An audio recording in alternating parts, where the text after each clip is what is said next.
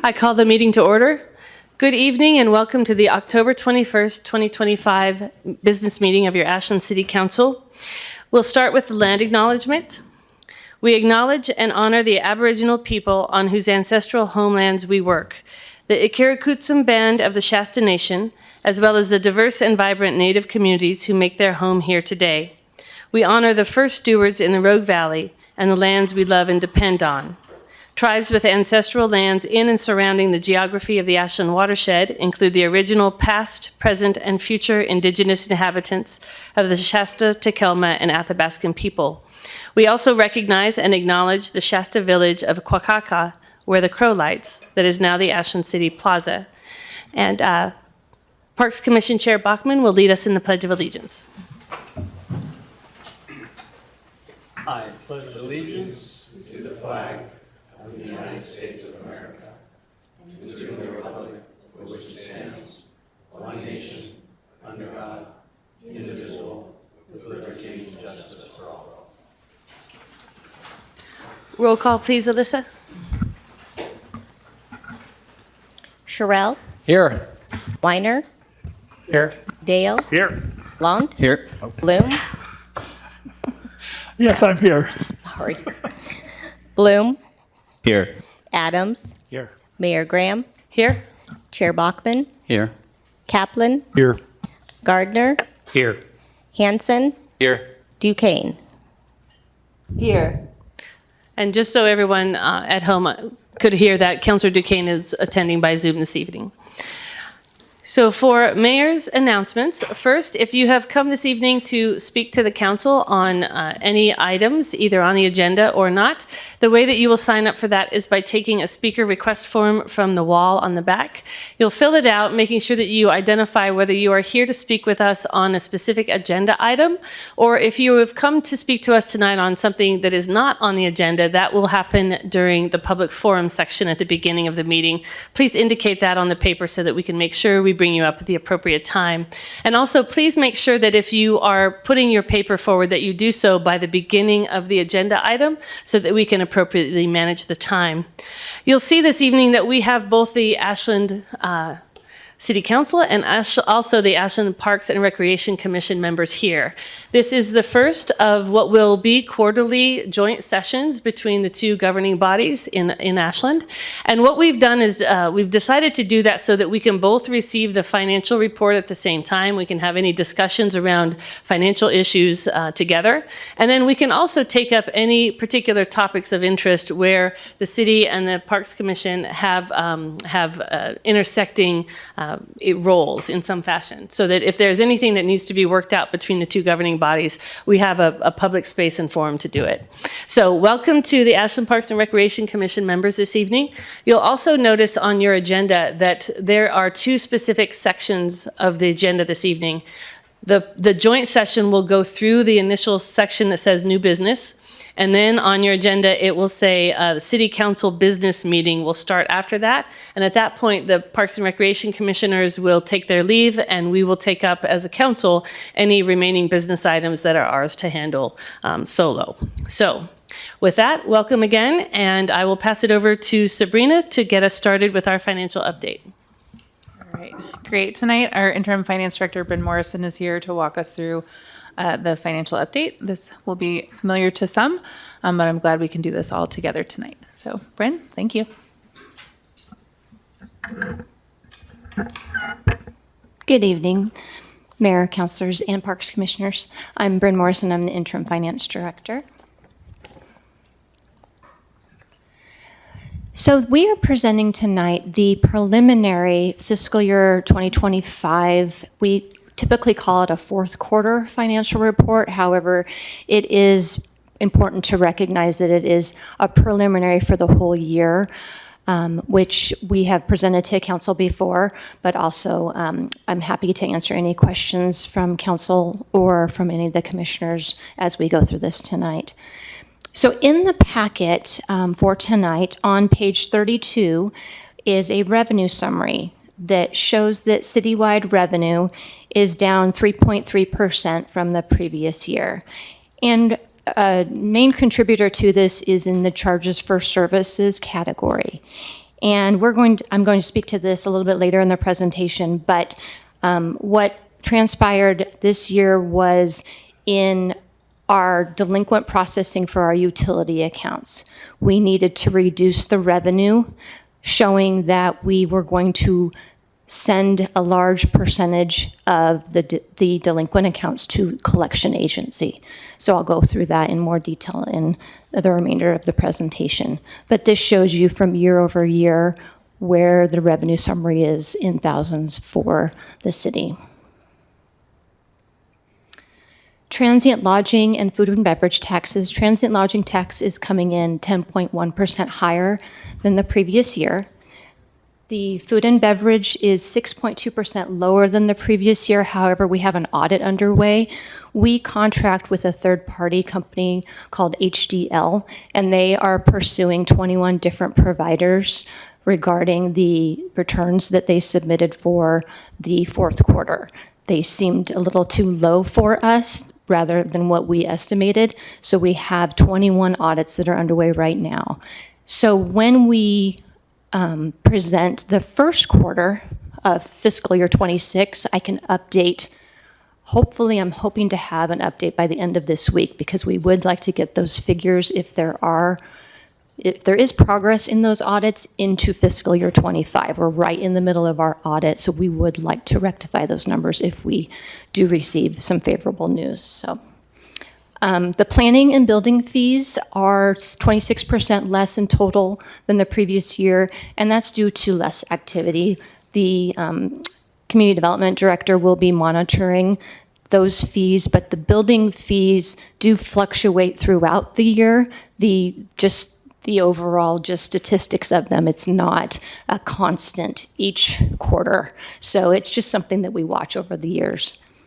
Investment income remains high, which is wonderful. And franchise fee revenue increased by 7.6%. And that is primarily due to this being the first that AFN is paying into the franchise fee revenue.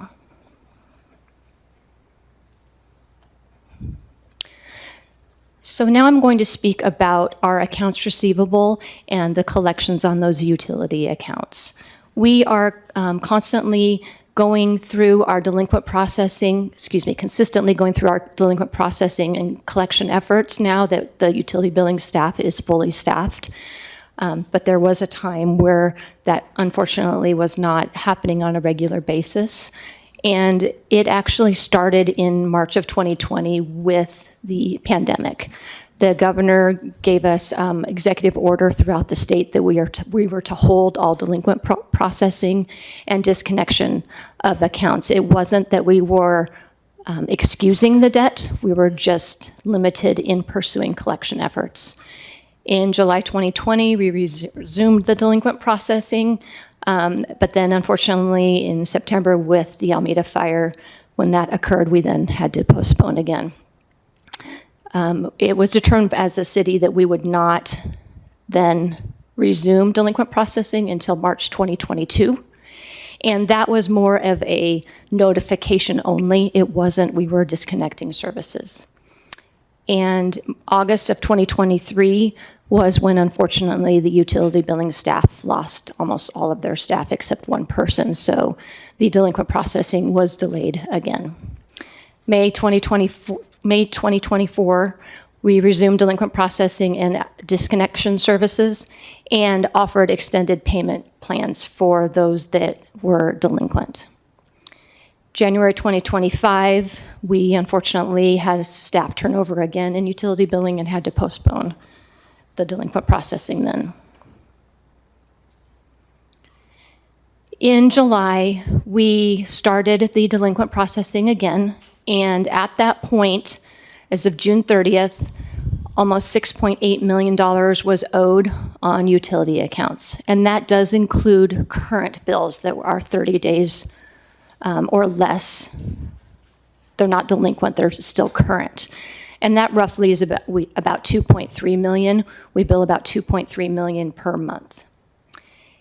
The collection efforts were to send letters to all of the accounts that were delinquent and encourage them to pay their balances or request payment plans. We were successful in dropping that amount down, and the amount that we will be sending to a collection agency is $2.7 million. There is a listing of the funds and the impacts to the funds. The general fund is impacted because the electric user's tax goes into the general fund. So that's almost $310,000. Street fund, $115,000. Water fund, $288,000. Wastewater, $234,000. Stormwater, $26,000. And electric is our largest at $1.6 million. And primarily that is due to the majority of accounts in the city are electric only because we are a college town. We have several apartment complexes where the landlords pay for the water and the sewer, and the tenant is responsible for the electric. And then the telecommunications fund is $119,000.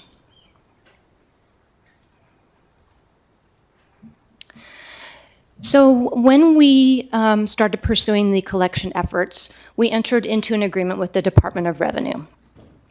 And the agreement is that they will garnish tax returns for those that we send to the collection agency in cooperation with the collection agency and return those tax return funding that would have went to the customer to the city. We don't have an expectation of how successful this will be yet because this is a brand new adventure for us and brand new partnership for us. We're hopeful that we will see greater collection than we have been able to see in previous years. But this is a one-time large reconciliation of these delinquent accounts. This is not something that happens every year or every 10 years. This is truly due to the pandemic and the delinquent processing being postponed. Each year, typically, prior to 2019, roughly maybe $50,000 a year would be sent to collection out of the electric fund, and that just gives you a comparison.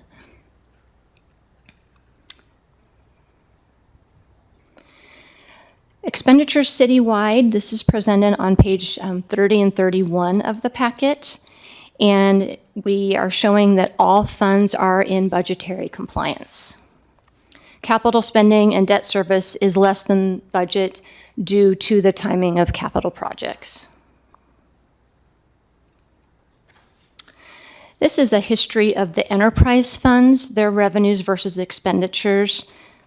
And the enterprise funds, they are maintained by the cost of service studies, the master plans that are followed in order to appropriately charge for those fees and also for funding for these projects. This is the water, wastewater, and electric in summary.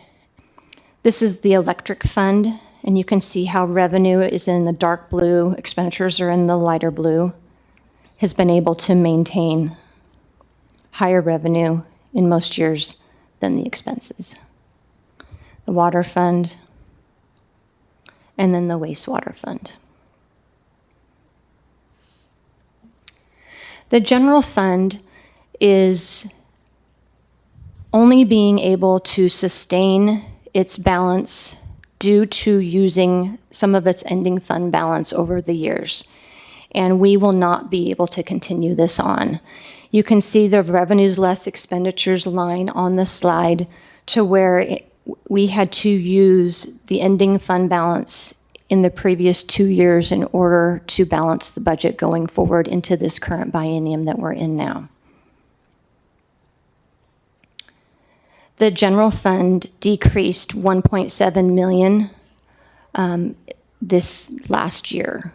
And that was in anticipation of using its ending fund balance. The electric fund decreased its ending fund balance 1.8 million due to the delinquent utility accounts. So citywide, the fund balance has decreased from 89.1 million to 85.2 million. General fund, as I mentioned, we needed to use the ending fund balance in order to balance the budget for the 25-27 biennium that we just adopted. And then the electric fund is reduced from 9.4 million to 7.6 million because of the utility delinquent collection accounts. Cash and investments citywide, we are up from 78.6 million to 79.2, and the general fund 13.8 million, and now we're at 14 million. The reports that are available that I encourage everyone to find their way through, and happy to help anyone that would like a lesson in OpenGov. It's really helpful. It's our interactive financial reporting module. It's on the city website under the finance department. We have reports that are on that website. We have an annual report that is updated nightly with our real-time transactional data. And then we have a monthly report and a year-over-year report. And those are updated after we close the month. So we close within 10 business days of the month prior. And then those reports are published on our website. The monthly financial statements are a PDF report that our accounting division prepares, and it is similar to the one that is in your packet for today. And those are also on the finance department page. We do have the preliminary June 2025 as of August 11th and the October 7th, which you have in your packet on there right now. We will not be doing another report until the audit is complete, and that will be the final financial report that will be placed on the city website. Right now, finance department updates. We are in the middle of our audit, as I mentioned before. The on-site field work is happening right now. The audit committee will meet on December 3rd, and then the audit presentation is scheduled for December 16th with the auditors to the city council. We are accepting applications for the audit committee right now. If anyone is interested in applying, we would appreciate your volunteering to do that. Some updates from the finance department. We are in the middle of preparing for a request for proposal for the utility billing software. And we are preparing for implementation for a new payroll software working with our human resources department. I'm happy to answer any questions anyone may have. Questions? Councilor Hanson? Thank you, Mayor. Hey, Brenton, thank you. Good job on reducing our collection debt. I know it's years in the making, but that general fund deficit of 2.3 million matches up, ironically, pretty close to what we sent to collection. 2.7 million sent to collection, right? What do we usually get back from that historically? Is it 50%? No, it's nowhere near that, unfortunately. Really? We've never sent this much, though. And we've Right, never I had this understand. partnership with the Department of Revenue. So it is less than 10% that we actually okay. get back. So we can't really count very Right. many of those chickens. Okay. Right. Thank you. Unfortunately. And it's, the general fund was 309,000. One more, if yeah, I may. Do you know, ComDev isn't here, but do you know if the lower planning and building fees has any timing to do with some of the larger developments? Do those developments not pay until like later on in the process? Like I'm thinking of the one on Clay Street. I'm sorry, I don't know when they actually, I would think that they pay when they're requesting their permits, but Right, I I don't would know the think so. timing of that. But I did talk with Director Goldman, and for example, Clay Street, like you had mentioned, they had not received the permit application yet, so they didn't receive the funding yet as the end of the fiscal year. Okay. Thank you. Sure. Thank you, Bryn. And one of the, for confirming for people who are watching, these delinquent accounts are for people who have moved and are no longer in the City of Ashland utility system. Correct. These are all closed accounts. If they were current customers, we would be working on payment plans with them to pay off their delinquent portion of their bills. And when we send things to collection, these bills to collection, what is our agreement with them? I know with the state, they're going to send the money back to us. Do we sell these accounts to collection agencies? Have we received that amount, or is there some sort of a percentage that we'll receive back? We will receive the exact amount they collect from the customer. They charge the customer an additional percentage. Okay. So there will be some amount of money coming back into these systems. And how do we tell where it goes when it comes back in? Right. So we will, when we receive the check from the collection agency, it will show us the name of the person that those funds apply to. Then we will reconcile to what their bill looked like and what portion of their bill, what percentage was electric, general fund, that sort. So then we can apply the funding to the correct fund. So we'll just prorate it. If they Correct. make a partial payment, we'll prorate it. Exactly. Okay, great. Yep, Councilor Sherrill. Thank you for all the information. One bullet, investment revenue remains high. Is that something that we can disclose, like what kind of financial risk profile we have, or what investment instruments we're holding? Is 5% good, or are we looking at 15%? No, so we work closely with Wells Fargo, who is our bank, as well as we have an investment provider there, and we monitor the percentage return in our local government investment pool, and which holds most of the city's money. And then we work with Wells to see if they can offer notes or T-bills or treasury items that may be earning a higher yield than the local government investment pool. And we then would invest in what they suggest as we monitor what their interest rates are. Does that help? Copy. One follow-up, Mayor, if I may. Do we have a percentage of what we consider high? We're making 10% on our money last year or year to date? No, so it's roughly 5 to 7%. Okay. Right now in the local government investment pool, it's closer to 4. So we are trying to keep investing through Wells Fargo to keep that higher rate coming in. Copy. Thank you. Yeah. Any other questions? Right. Thank you, Bryn. Thank you. And I will just reiterate what the announcement about the Budget Committee. We are accepting applications through October 31st so that we can appoint in November. So please, anyone who is financially minded and has a background in audits, please step forward and help us with that committee. We are now to public forum. We have 2 people who have signed up for public forum. The way public forum works is that you will come to this microphone on the side. It has a light indicator display next to you that has a green, yellow, and red light. You'll also be able to tell how much time you have by looking at this clock. While it's green, it means you still have plenty of time. When you get to 20 seconds left, it will turn to yellow and you'll hear a beep, a buzzing sound. And then when you are out of time, it will turn red and then you'll hear another signal. At that point, please finish the sentence you're on so that we can move on to the next person for public forum. Each person will have 3 minutes. The people who have signed up this evening are Debbie Nicewander and Sharon Bryson. You will each have 3 minutes. Please tell us your name and the city in which you reside at the beginning of your testimony.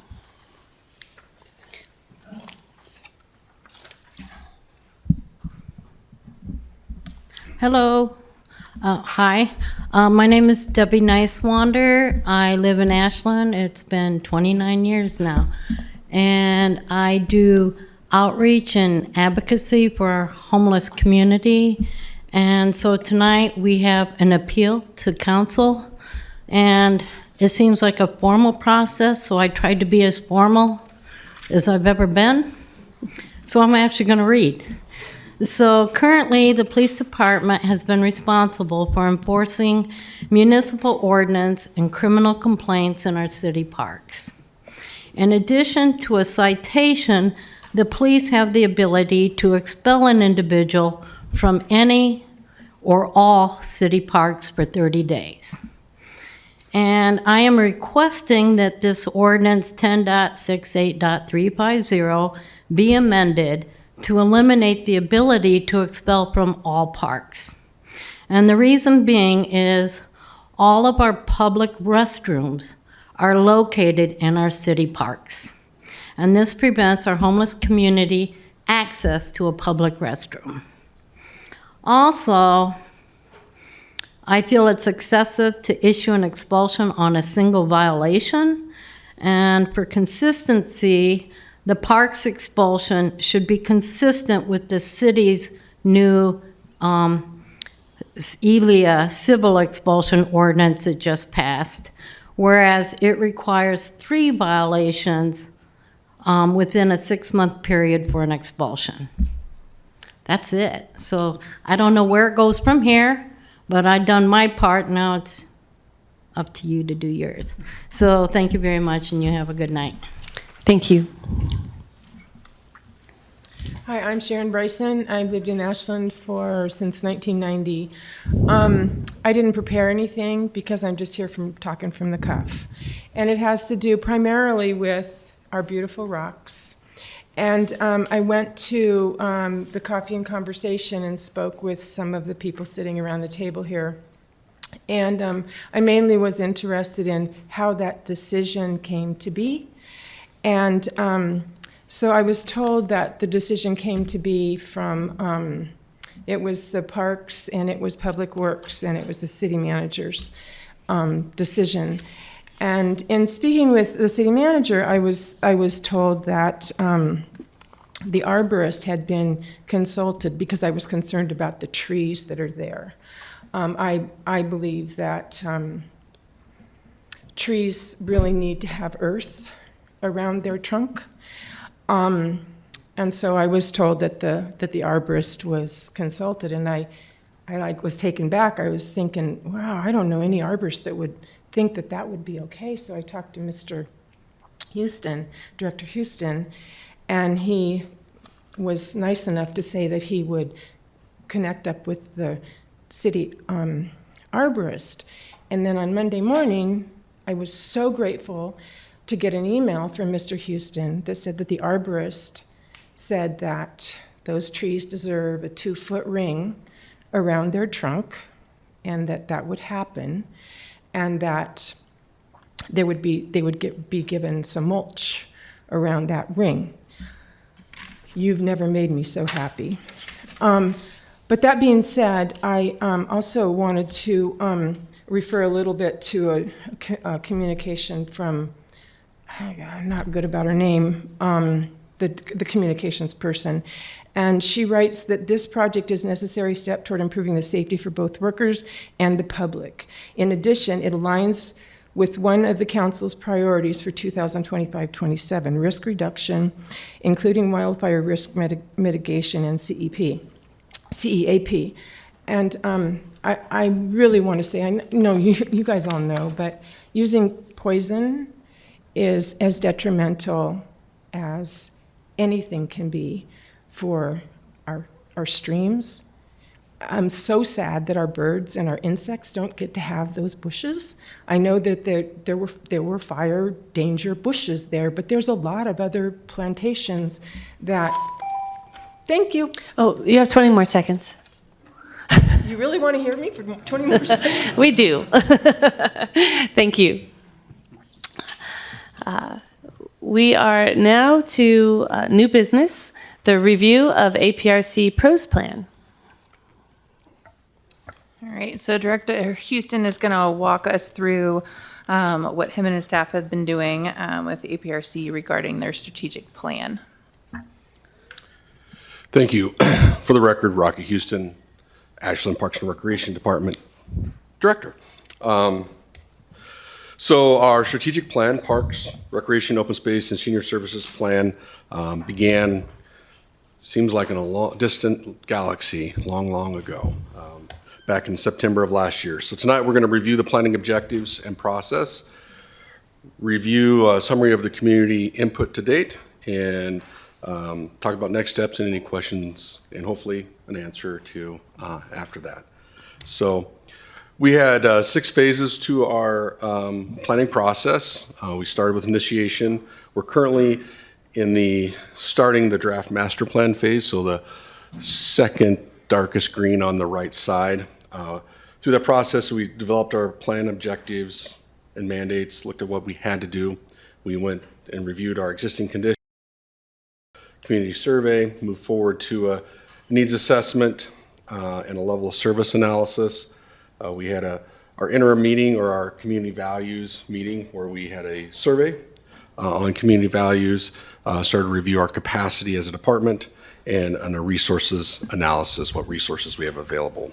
We will then develop the master plan, which will be a long-range vision for our capital facilities plan. So that's a 20-year review of what we think we'll have to do for capital work in the next 20 years, how to implement that strategy and bring that out for public review and comment, and then bring it to the Park Commission for final review and adoption.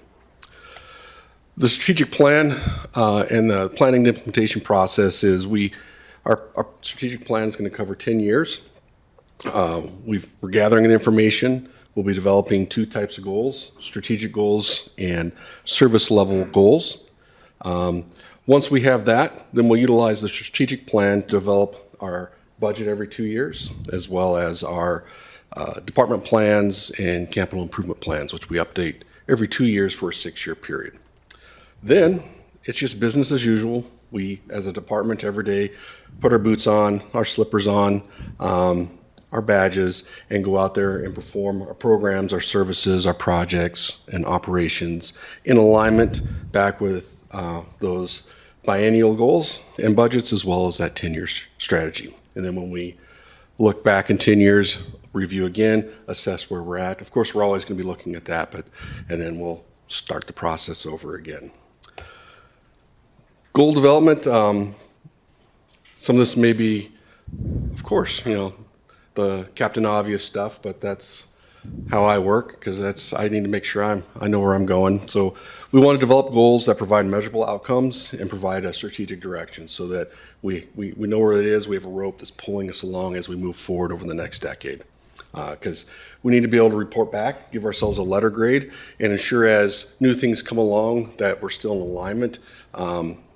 As we heard over the last couple of years, there's been a lot of things that occurred in the community.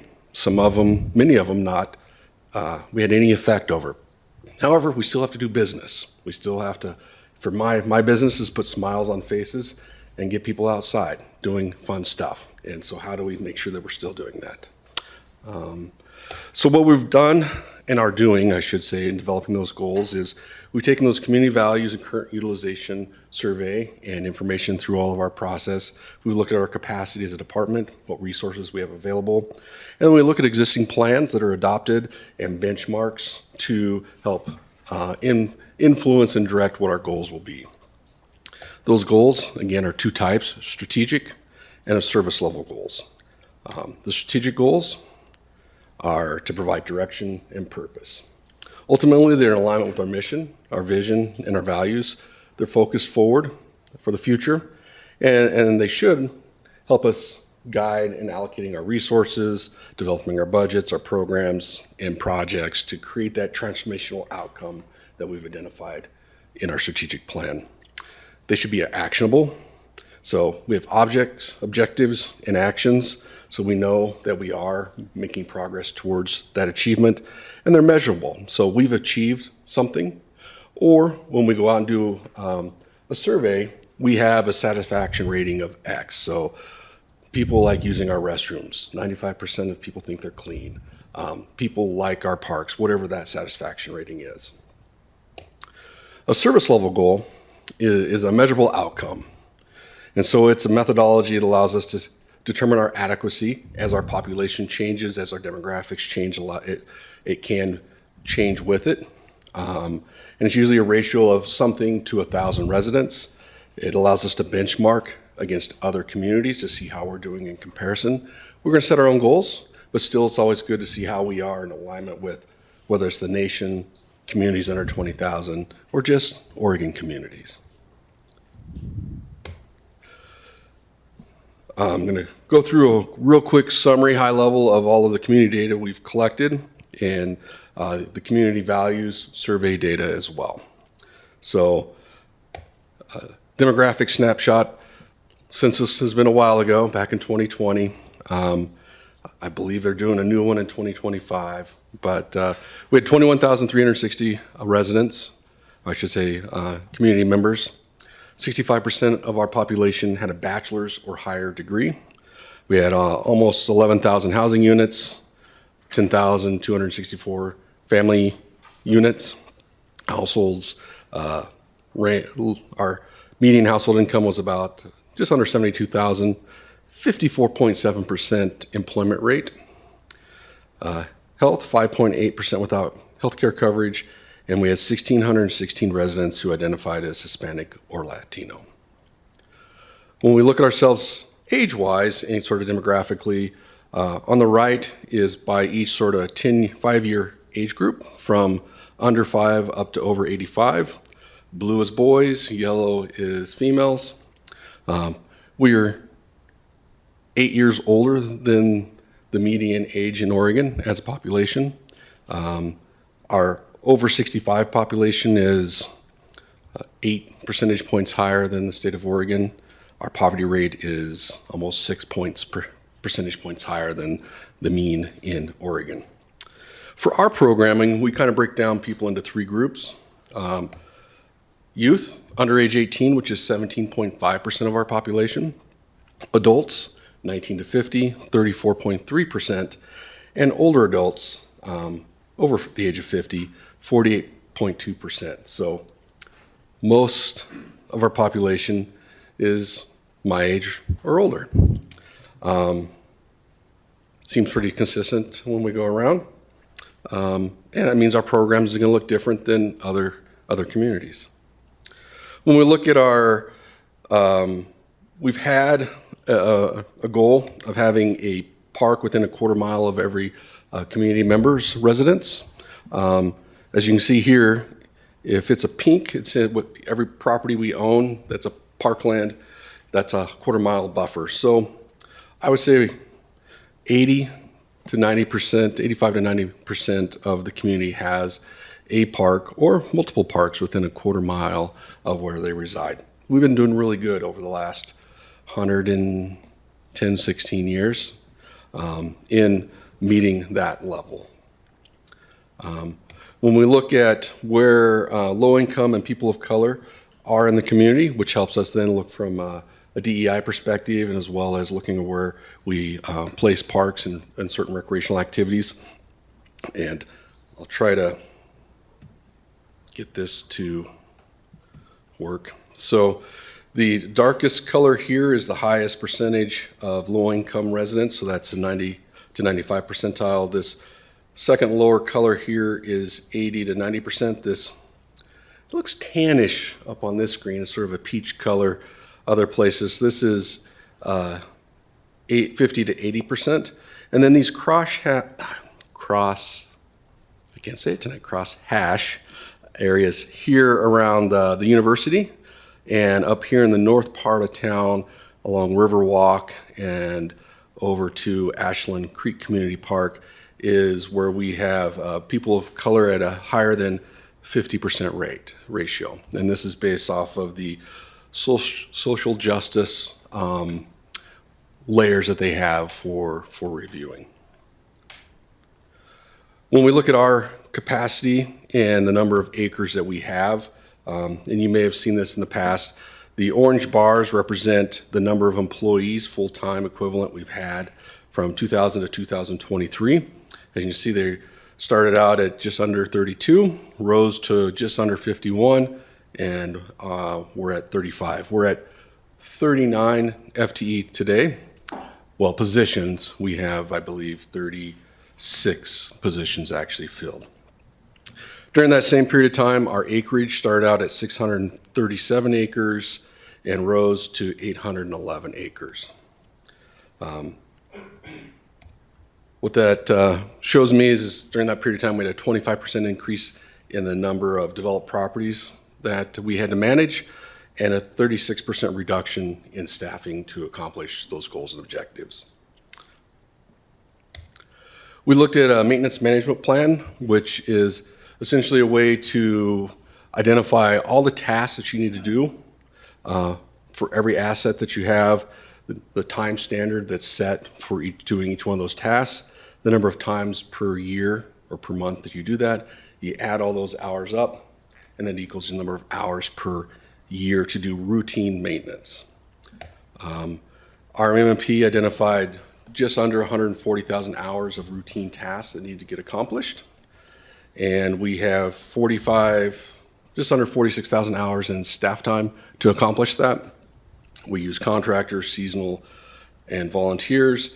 So roughly a third of that MMP we have full-time staff to do, and roughly 50% of that. So that means there's things that we don't get accomplished that we'd like to get accomplished. And the goal then is to identify what things don't we do and what things do we do given the resources we have. Or you assess our resources that we do have. In the community survey, 84% identified that they have a park within 10 minutes. 84% use the parks and programs more than weekly, it's a huge number. 63% drive to parks, 91% walk on our trails, 43% cycle on our trails, and 65% of the respondents have participated in a rec program or event in the last year. The top 3 park amenities that people wanted were natural areas, natural soft surface trails, and water views and vistas. Nothing like being along a creek, watching the sunset over a pond. All those things are great, and it's consistent. And you get to a high point and you can look out and feel like America's special, and that's what we have. Community survey, the highest ranked satisfaction for our current conditions was Lithia, Siskiyou Mountain, Orson Todd Woods, and North Mountain Park. Lowest rank was the golf course, our skate park, and Triangle Park. And skate park was built in 1999, so it's seen some age, and it needs work for sure.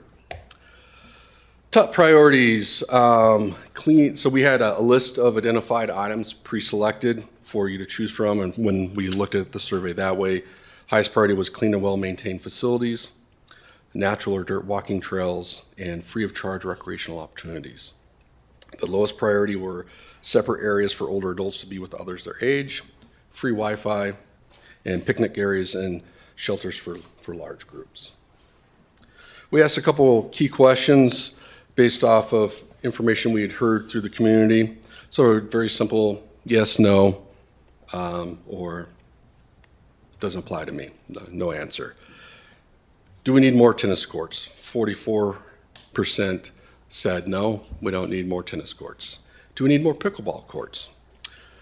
38.57 said no, 32% said yes, and 30% didn't have an opinion. Do we need a new pool? 48% said yes, 21%. And when I look at the bottom number, 30.67, I have a data entry error there because that's over 100%. I just noticed that now after having this up for a while. We had several focus groups. So we had one, we broke the city into 3 parts for South, Central, and North, and had neighborhood meetings that were open to every community member. And then we had a youth and families survey that was over the summer.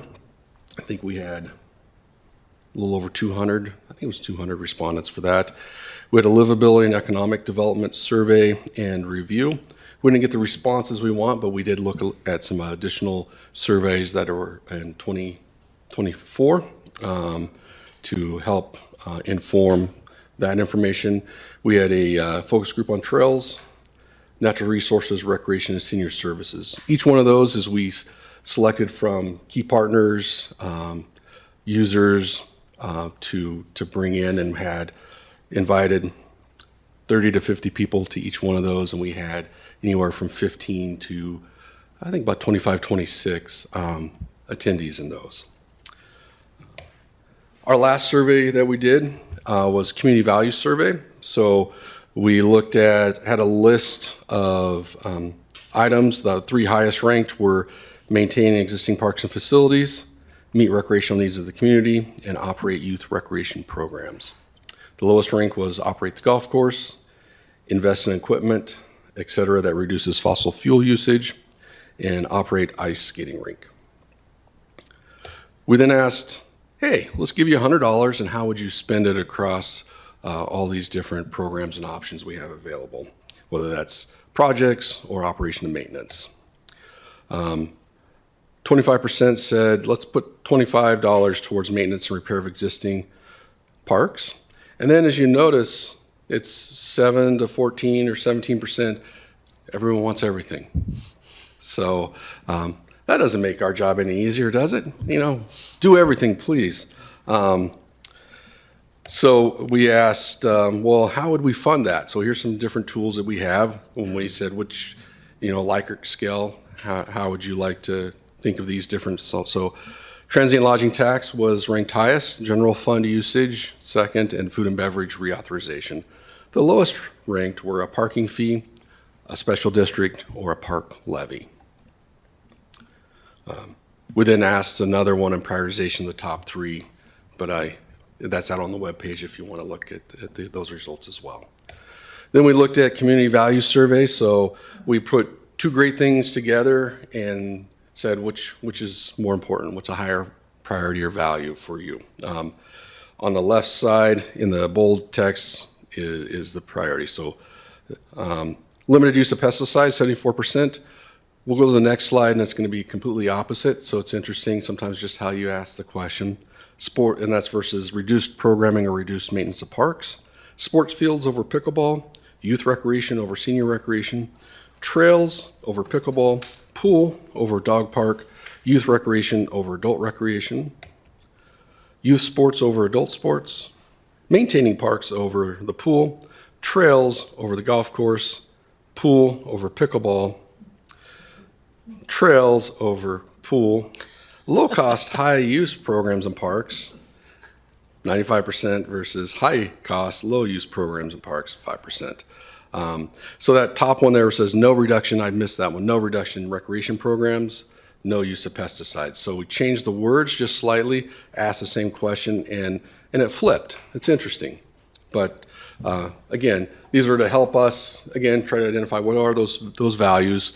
And we all know we have two amazing things we have to choose from every day, and there's never enough funds to go around. So next steps is that we're going to develop the draft pros plan. Knock on wood, that'll be done in February of 2026. We'll have a 30-day comment period. We'll collect those comments, make any revisions to the plan that we need to, and then bring it out hopefully right after spring break, the beginning of April, for adoption by the Park Commission. And then, as you all know, the hard work begins. With that, I'll open up to any questions.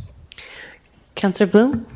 Yeah, thanks, Rocky, for putting this together. I don't have a lot of questions because this is the first time we're seeing a lot of this data. So I'm curious about timeline. We're looking at spring of 26, and I'm thinking back to when we were doing the parks fee, and one of the questions was, how needed is this? What is the financial situation of parks? What is the long-term planning? And really the answer from you was, we need to get through this pros plan so that we really have an idea, right, budget-wise. Councilor Dale asked, when could we see that, considering that in December we're going to be talking about, financial forecasting and planning, which would of course affect parks. So I'm just curious why the delay from fall, because at that time you said 6 months, and now it's looking like altogether a year and a half for this. Sure. I think there's a couple reasons. The first is I'm getting my shoulder replaced in a week, so I'm not going to be able to work for a while. So that's a hindrance right there. The second is we have many competing needs for our time, and so we would rather create a plan that's well thought out than rushed to an artificial finish line. And so we're pushing as hard as we can to collect the data. There was some information that took a little bit longer for us to gather. For example, we tried to hire a consultant. We're unsuccessful, so we had to take some of this work in-house, hire a temporary employee to do some of that work. So some of those things are just us making lemonade out of lemons through the planning process. Thank you. It's completely reasonable. I appreciate the context there. Considering that we are going to be meeting in December and we're really going to be looking at long-term financially, where are we investing as a city council with the funds, with the taxpayers' money? I don't want parks to be left out of that calculation. Is it possible that by that meeting, by that retreat that we're going to have, you could have some kind of preliminary financial information for us to look at so that we can kind of have a sense of what the financial need is of APRC when we're doing that planning? Sure. I'll work with finance and with the city manager and with the park commission to provide that high-level analysis. I really appreciate it. I just don't want you to be coming in on the back end after we've already allocated all these ideas that we have financially. And I appreciate the reminder for us as well to ensure that we have that deadline in front of us. Councillor Dale? Thank you, Mayor. Thanks, Rocky. Appreciate this. I have one question relative to the pros plan. I think we touched on it back in May, and it's something that I know not only in parks but in all departments is the concept of level of service. So I'm curious to know, will this pros plan include a comprehensive and detailed matrix of the various, levels of service for each of whatever those services are in a cost structure? So community members are asking to put it, to summarize it, what am I getting for my money and where is it going? So will that be detailed like on some sort of a, this row, this is your level of service, this is what the cost structure is, this is what the revenue may or may not be. We want to be able to go down the list and be able to see that. That's completely separate from policy decisions of what levels of service we should have or have not. That's a completely different discussion. I think the community needs to be able to have that very clearly articulated data. Will that be included in this pros plan?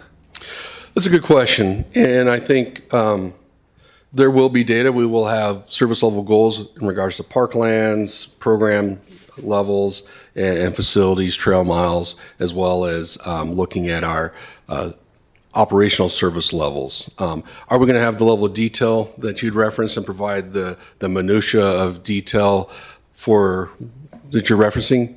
We probably won't have it to that level because what we're doing is setting out those large goals and then it goes back from there. And so as such, we are providing some of that framework that informs our budgeting.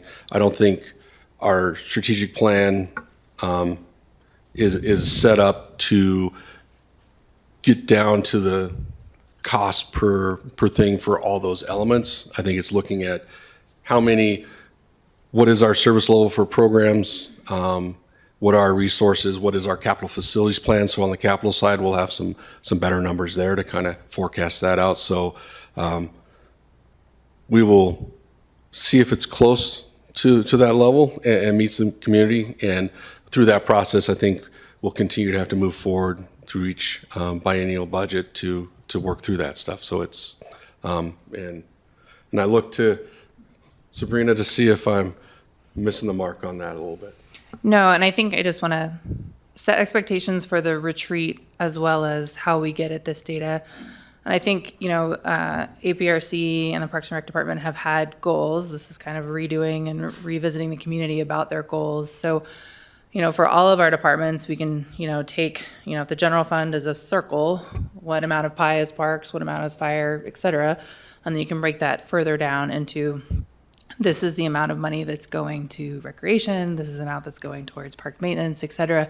And then you can take, a citizen's average tax bill, right? And you can say, okay, you're paying $3 every 6 months for parks, right? And out of that, 20 cents is going towards recreation, right? So we can get that granular if that is helpful for council. But I think, for the retreat, it's really understanding what stress we are under in terms of revenue that's coming in, as well as the service level we are currently providing, and what's legally required versus what's nice to have, and where are some areas that we need to rethink about either staffing models, service delivery, technology usage, things like that. Because I get to follow Rocky in a minute with a less impressive discussion about the city's strategic plan, because we are just embarking on that. And so we won't have that information to guide council in any sort of decision-making December 1st yet, right? But I think it's important to set the context of kind of what is the landscape currently and what strain are we under. And really, we're just talking about the general fund when we're talking about this, because enterprises have their rate studies, they have their cost allocation plans. The general fund doesn't have that, so it's kind of our attempt to take a look at that in a similar way and future plan. So I just want to make sure that we're all on the same page with that moving forward. Councillor Duquesne? Thank you, Mayor. I have a quick question, and I appreciate you bringing up, Rocky, some of the things that are moving forward and your input, Sabrina, on staffing models and structure of staffing. Rocky, you mentioned you have 36 full-time employees, and I was just double checking. Out of that 36, I believe 6 of them are yourself, executive assistant, senior administrator, park supervisor, senior service, and then deputy director. Is that correct?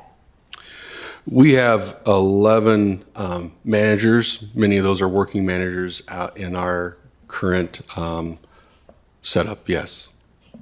Okay. And when you mentioned about the focus groups, where can somebody go? Is that on the website if somebody wants to be a part of one of your focus groups?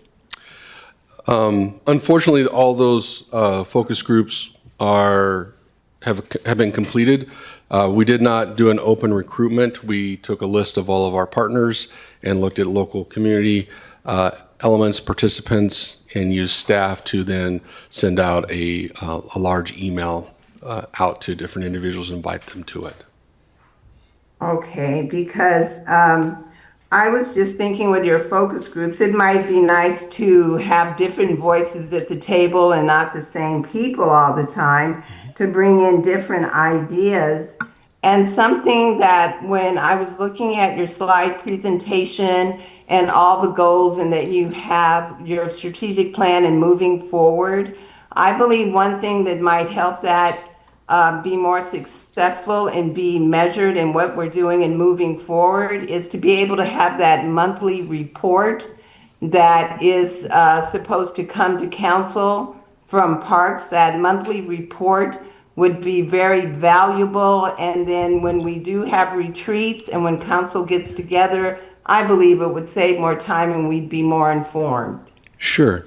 My understanding is that we provide a daily report, so we've integrated our finances with the city's finances a long time ago, and so that information is integrated into the financial reports. So my understanding in speaking with finance is that we've met that requirement of the charter through our singular accounting process. And Sabrina, just to confirm, the monthly reports for parks are now being published on the website. That's correct? Thank you. They are being published on the website, Mayor. Did I hear that correctly? Yes.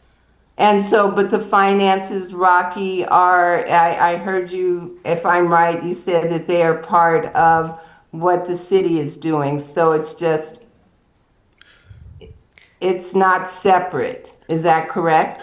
Correct. So we utilize Munis just like the rest of the city and OpenGov, and so our financial updates are integrated into every other department's financial updates. And so my understanding is that we are hitting that benchmark. Yes, our finance department manages the financial management for Parks and Recreation as it does other departments. Correct. As it should be. Thank you. Councillor Hanson. Thank you. And thank you, Rocky. Yeah, this is great data for everybody to see, and it's a lot of work. Thank you, commissioners, for laboring through this. My big question is if, if the city comes back, we're talking a lot about budgets, we're talking a lot about commitments and community values, and when a number comes back to you and the commission and they say, we need to reduce our parks part of the budget by X, how does this PROS plan come into play? Sure. So it does a couple things. So by setting those goals and those guidelines, it helps us align based off of those established goals. So we want to make sure that our goals are being met. We look at, in addition, we're looking at our mandates. So there are some things that we want to do that may be outpaced by a mandate. So noxious weeds, fuels reduction. Right. That's an ordinance. It's a rule that we have to follow. Having the pool open isn't a bad example, but again, we have to make sure that we're meeting those regulations and do that. And so we would bring that information back to our commission to help them see what the plan says, look what those mandates are, and then make the policy decision on where those reductions would be. Right. So we're going to marry our budget realities of the future with our current levels of service and our community priorities, and the commission's going to work with you on that, and council and finance is going to work on all of our budget. Is there you've done a lot of community engagement. Is there another bite at the apple for community once those budgetary numbers come back and you and the commissioner are saying, okay, well, here's the reality, we need to reduce staffing levels or whatever? What can the community expect? Is this just going to be like told upon us one January day, or how's that going to fly? So in developing the PROS plan itself, there's going to be a 30-day comment period. So just in setting that, helping provide input on that. So once we actually are into those real discussions, every study session, every business meeting that we have with the Park Commission is an open public meeting. We invite public comment to each one of those, so we have that opportunity for everyone to come out. In addition to that, we wouldn't be shy in informing people of kind of where we're going. So again, doing the best we could through the resources we have, working with Dorinda, et cetera, to kind of get the word out there so that we are gathering that feedback. My experience in the last 25 years in government is a lot of times people don't realize what's happening until it's already happened, or it's really late in the process. And so that becomes the secret sauce, is trying to figure out how to get that message out there to individuals who may not be paying attention and should, or so continue to figure out how do we get those connections out there. And I haven't figured it out yet, but we continue to try new things all the time. I've tried street signs, I've tried food at a meeting. We've tried a lot of different things to continue to help that, and I think that continues to be a struggle, and probably something that resonates with council as well. Yeah, if I've learned one thing in the last couple of years, it's that we can't communicate clearly and often enough. Yeah. And we still miss the mark because people are all over the place. We're busy people. Well, thank you. Appreciate it. Councillor Kaplan. Thanks, Mayor. Thanks, Rocky. And I want to pick up on your answer to Councillor Duquesne, where you were talking about the finances of the Parks Department. Because I've been puzzling about it, and I looked at open.gov, and I can see that you're tracking, as of last night, you're tracking, at right on your budget. You're about a quarter of the way through, a little bit, just about at a quarter of the budget, and actually you're a little bit further than a quarter of the year, because we're 3 weeks into October. So in some sense, that might be right on track.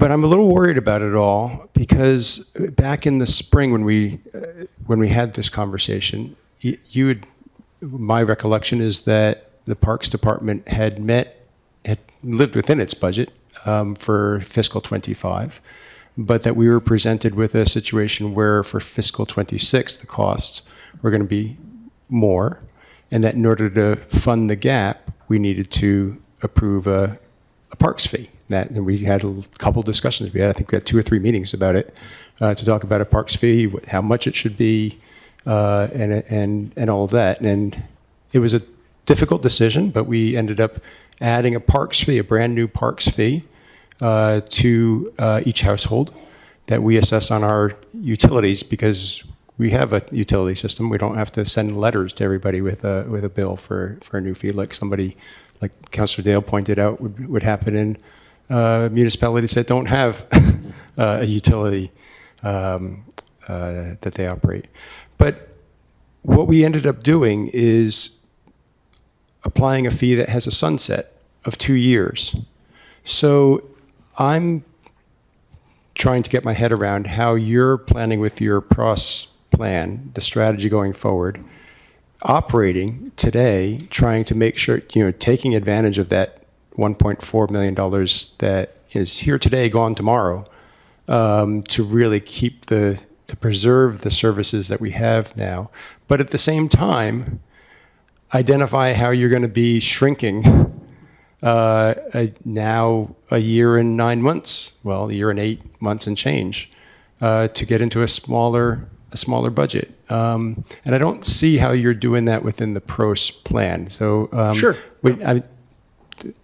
So maybe you can help me to see how you're dealing with all that. I mean, I've seen letters, people complaining that we approved a fee and that was supposed to keep, that was going to satisfy your budget needs, but then you're cutting costs. You're cutting hours in the this service or that service in order to save money. And I'm wondering, is that your strategy in order to be able to get your budget into a world where you're not going to need that fee? And so help me to understand where we're going with all this.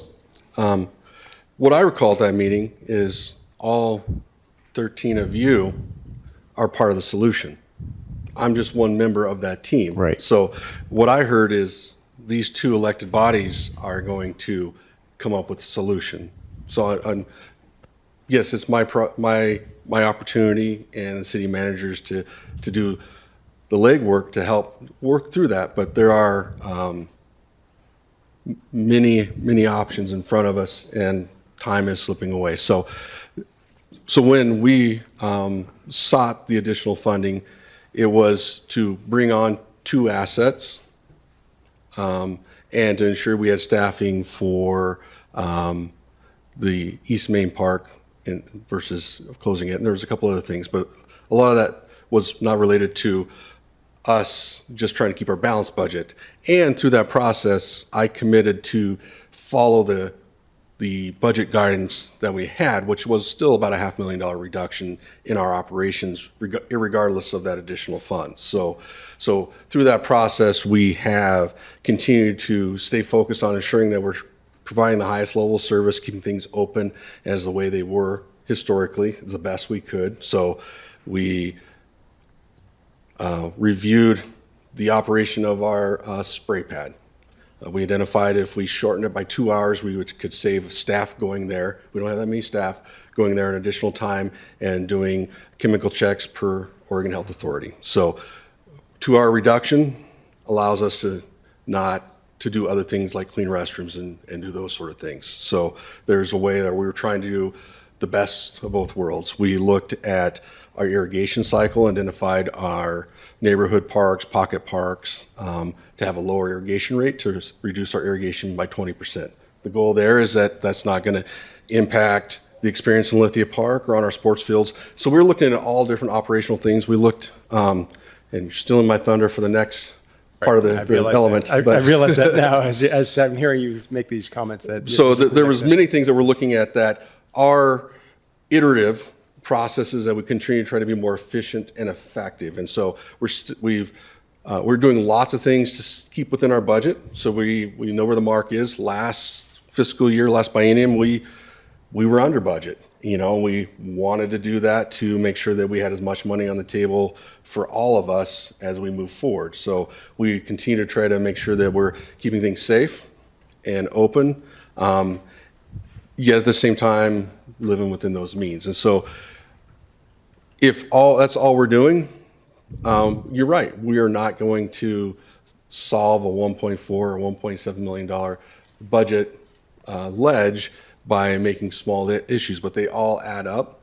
And my goal was to continue to make those small improvements as we're working on those bigger issues. The PROS plan itself isn't going to answer all those questions, but it's a tool that helps us identify what those priorities and those values of the community are, where our strategic direction is, to then inform what the direction is for all of you to determine what that is.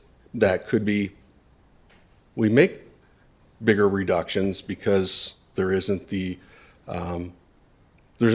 another tool out there, and there's other tools that, we talked about that the last time we met, and whether it's a levy, whether it's change in the food and beverage tax, et cetera, et cetera. Yeah. A follow-up? Yeah, just to follow up. So I guess that's very helpful, and thank you very much for pointing out very graciously that we all said that we were in this with you, and that was the reason why we decided to have these quarterly meetings. So I guess my request now of you and of the city manager is that we really be diligent about planning. We've got 5 of these left. 5 quarterly meetings before we're really coming up against another budget discussion, the biennial budget. Maybe 4 because you guys start working on the budget, earlier than the budget committee does. Mm-hmm. So really making sure that we're focused on the issues that are going to get us to some sort of joint conclusion on this. And you're absolutely right that I stole your thunder a little bit, or I made you advance your thunder on the service level. That's a part of it. So let's make sure that we're hitting all of those pieces on the next one. And this is a level setting, I think, this particular first meeting. But I think really the lesson for me is we need you guys to be laser focused on making sure that we don't wiggle out and not give you the kind of guidance that you need. Thank you. Deal. Councilor Bloom. Yes, thank you. Quick comment regarding something said earlier, and then I've got a question for you on the pros plan. The retreat in December. I think that when we have just a regular council study session or meeting, maybe we need to have a conversation about the expectations we have going into that. That way it's not coming the opposite direction, because I think that was the point. Repros. So some of these are competing priorities, as we saw with the pesticides. That was an interesting exercise in statistics, right? Will the department, I guess you can't speak for the commission, but maybe they can chime in here. On some of these competing priorities, will priority be given to those that meet the city's overall objectives of economic development, specifically around, attracting younger families into the community? And again, economic development, how are we able to generate more revenue? Will priority be given to those? Great question.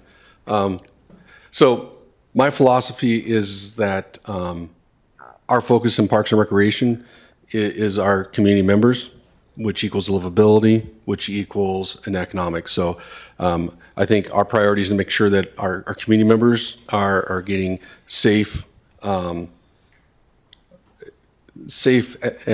barrier-free access, and then it's the right sizing of that based off of what our resources are. So, I think so, but I don't think we're going to take economic development over ensuring that the community's recreational needs are being met, and they should be in alignment. But, for example, I don't think it makes sense for us to develop a 16-field soccer set up here to create regional tournament opportunities. We bring in money, be economic, but that isn't what the community's need is of 22,000 people. However, maybe additional soccer fields. I think one thing that's came through is that there's a real or perceived lack of youth recreational opportunities that we're working to address. That we have a lot of acreage, we have a lot of great programs, we're hitting it out of the park and a lot of things, and so instead of expanding, what we're looking to focus on, I believe, will be on taking care of what we have and ensuring what we have is safe, and continue to reassess what we do have as we move forward based off of what the community's needs are as they continue to change. And I think in the last few years, there was an increase in acquisition of acres and developing some of those properties to fill some of those gaps that we've had based off of selling property, or just because we do have some of those gaps. In that map that I showed, not every one of those parcels is developed. So it doesn't mean it has that same recreational value. And so I think what I'm trying to do is look at not only where our density of housing is, so where we have higher density housing, we need to make sure we have a different recreational experience versus less dense areas in town. So not just taking a one thing fixes it all. And I think the goal setting for strategic goals and our levels of service or service level goals will be two important tools that the Park Commission creates to help inform that and continue to move forward. We know that there's going to be another strategic plan coming up. We feel we'll dovetail right into that very nicely, but we'll still have to make sure we're working through that because we're going to get in budget direction, and that is usually in alignment with where we want to go, but it's not always, and so that's going to continue to be something we're looking at, and I think it's a partnership by all the departments and the two elected bodies as we continue to try to do what's best for the community. And it's not just parks, it's not just other departments, it's all of us trying to fill that gap, and we all play a piece of it. Quickly. Yeah, I know. I really appreciate that context, and it's important because when we do just discuss budget, we decide how much we want to invest in a specific department. A lot of that has to do with what our priorities are, especially on council, and that being economic development, growth, and looking towards the future. So I hope you take that into consideration. Yes, definitely. Chair Bachman? Yes, I just wanted to follow up on what the director said, and Councilor Bloom's question. We are undertaking a series of meetings to look at our department priorities, but within the context of the city's goal structure. So we're going to hold 2 or 3 meetings leading up to the February final copy, final draft, and then we'll be adopting this in April, we hope, or sooner. But during that process, we will be trying to align our final levels of service to match the overall city's goals. It is one of my priorities for those meetings. Thank you, Chair. Commissioner Gardner? Yes, I just wanted to respond basically for the council.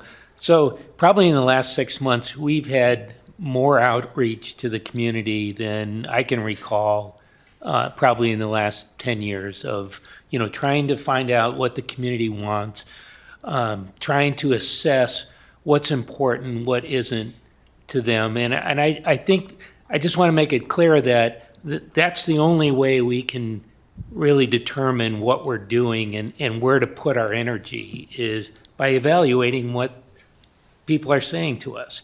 And yeah, people come and speak on a public forum occasionally, but it's really when you get 50 or 60 people in a room and you lay out what you're trying to do and you get their feedback, you take it down, you lay it out, and then that's what we're working towards to try to focus our energy to get to that year and a half from now, when we know there's going to be less revenue and we know we're going to have to make serious decisions.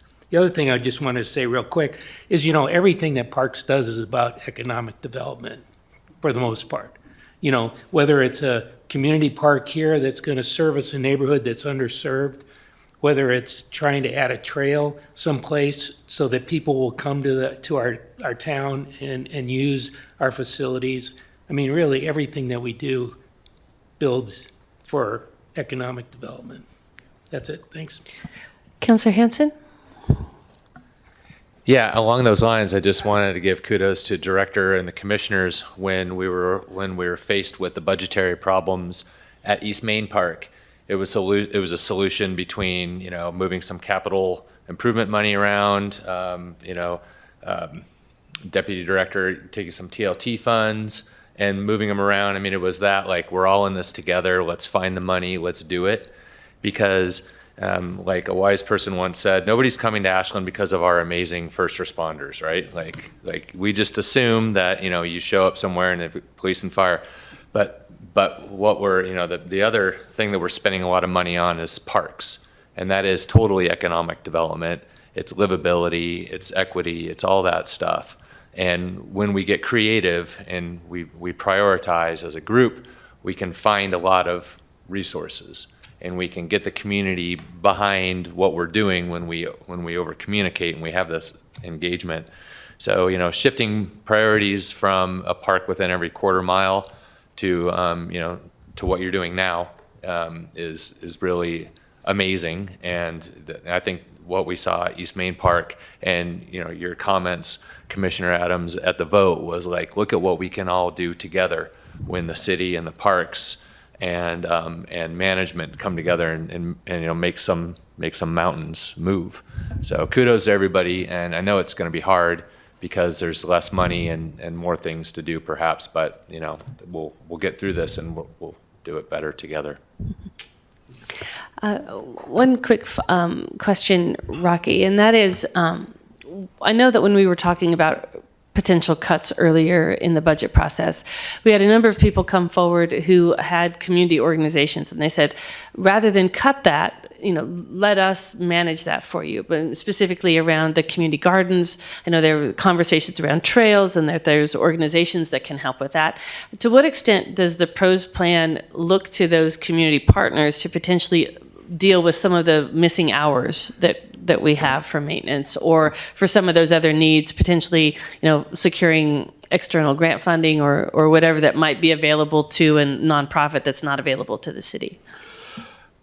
Good question. I think it goes in a couple different ways. So we've been doing an inventory of other community partners and the programs and resources they have that are associated with our different program areas. So as a way to identify alternatives. So if we're not able to do something, or if there's 3 of something already out there, do we need to do our own thing, or should we just utilize the partners program? And so I think during the PROS plan, we've had several conversations with YMCA, with oh geez, now I can't think of the name of the group, but they took over the Salmon Festival this last weekend. Everyone go on Saturday. I mean, it wasn't as large as it was historically, but it's still a continuation of that same thing. We had at least 300 youth there this last Saturday.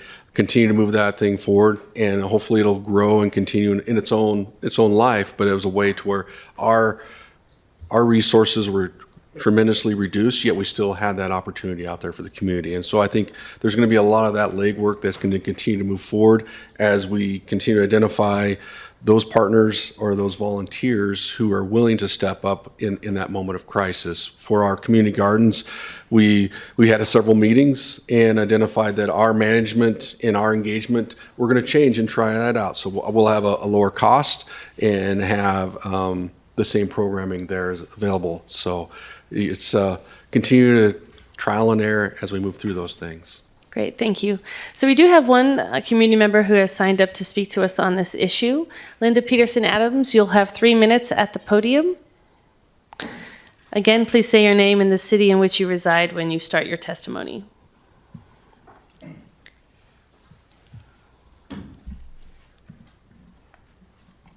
I'm back. Linda Adams, I live on Oak Street in Ashland. Good evening, Mayor, Council, and Commissioners. I'm here today to advocate that the long-term funding for Ashland's park system must be recognized and treated as a priority investment in our common good. Our parks, from the crown jewel of Lithia Park to our neighborhood spaces, playgrounds, and the senior center, are not mere luxuries. They are the fundamental pillars of what makes Ashland the gem of Southern Oregon. These green spaces are where the community gathers, where children learn to swim, where seniors find friendship, and where nature offers vital respite. Our parks sustain public health and our quality of life, strengthen community bonds, and are a core economic driver that attracts visitors, supports our local businesses, and increases property values. An investment in our parks is an investment in the very air we breathe and the quality of life we collectively cherish. The Parks Department's challenge is not a matter of poor management.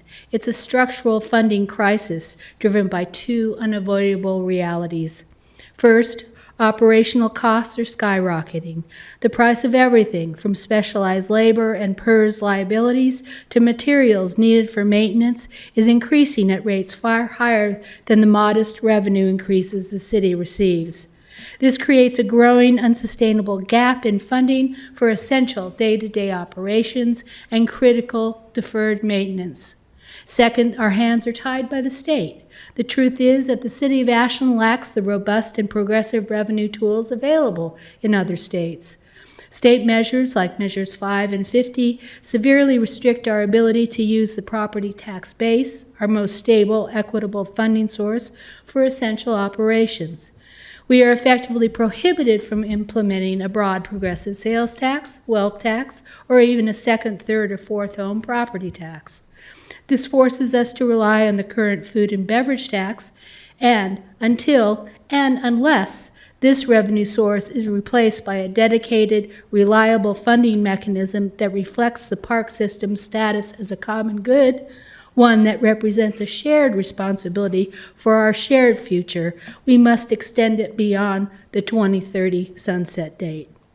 Whether through a dedicated parks fee or a voter-approved local option levy, we need to pursue additional solutions that are stable, transparent, and built on the principle that the cost of maintaining our shared future must be shared responsibility of the entire community. Let us make the necessary commitment now to secure the health and welfare of all of Ashland for decades to come. I thank you. Thank you. So I think we will be able to move on. But again, Rocky, I just wanted to thank you and your staff. I remember seeing all of the different ways that that the department has been working to get a wide variety of feedback from the community. I remember the open public sessions that you had, and I remember seeing you at the 4th of July asking passersby to stop in and provide feedback to the survey. So that's really how we do it, is we get out to where people are, and I appreciate that. So let's move on to the next topic, which is the Citywide Strategic Plan Update. Sabrina. Okay, so tough act to follow because we are just embarking on ours. So I have no charts, I have no graphs, I have nothing. But I think, Rocky's done a great job of showing what public engagement is with the strategic plan. So the city is currently evaluating consultants to work with for our larger citywide plan. So the timeline's in your packet, but beginning early next year, we'll start with a multi-month engagement process with the community and get that going. There will be council and APRC focused engagement opportunities as well. So as we flush that out, you should be seeing invites to some opportunities to engage in that citywide plan. Great. All right. And then moving on to city finances, staffing and service level adjustments. You want me? Yeah. Okay, so I think it's important, especially based on some of the comments, that it be recognized that it's not just the Parks Department that's having to make operational adjustments. I will say they have probably done the most extensive operational adjustments out of all the departments because they have been kind of the focus of, you have this fee, you need to adjust. But we've had kind of an adjustment for all of our departments throughout this budget process, and we'll be continuing to work on that through this biennium. So in your packet, you have a list of some items that the Parks Department has done, but you also see some of the adjustments that, for example, the municipal court, Ashland Fire and Rescue, police, IT, finance, HR, and ComDev have all gone through to make adjustments as well, and whether that's adjusting staffing levels, implementing technology to allow for adjusting staffing levels, transitioning to cloud hosting, things like that. So the city overall is continuing to make adjustments because quite frankly, this budget's done. In our mind, we're on to the next biennium. Like, I know we're still expending those funds, we're doing those projects, but now we're planning for the next biennium and the actions that we're taking now, recognizing that, as mentioned in public comment in here, those revenue pressures will continue and are pretty stark right now in terms of the cost of getting materials and things like that. And so I just kind of wanted to say, I commend all of the work that Rocky has done with Parks Department and APRC has worked with him on. They've done a lot of adjustments. When that fee was implemented, it came with cuts as part of that fee. And so they are continuing to look at their operations. And I think Rocky is also working towards looking at his staffing levels and staffing model, just as other departments are as well, determine the right ratio of people, the right ratio of management to line level staff as we move forward.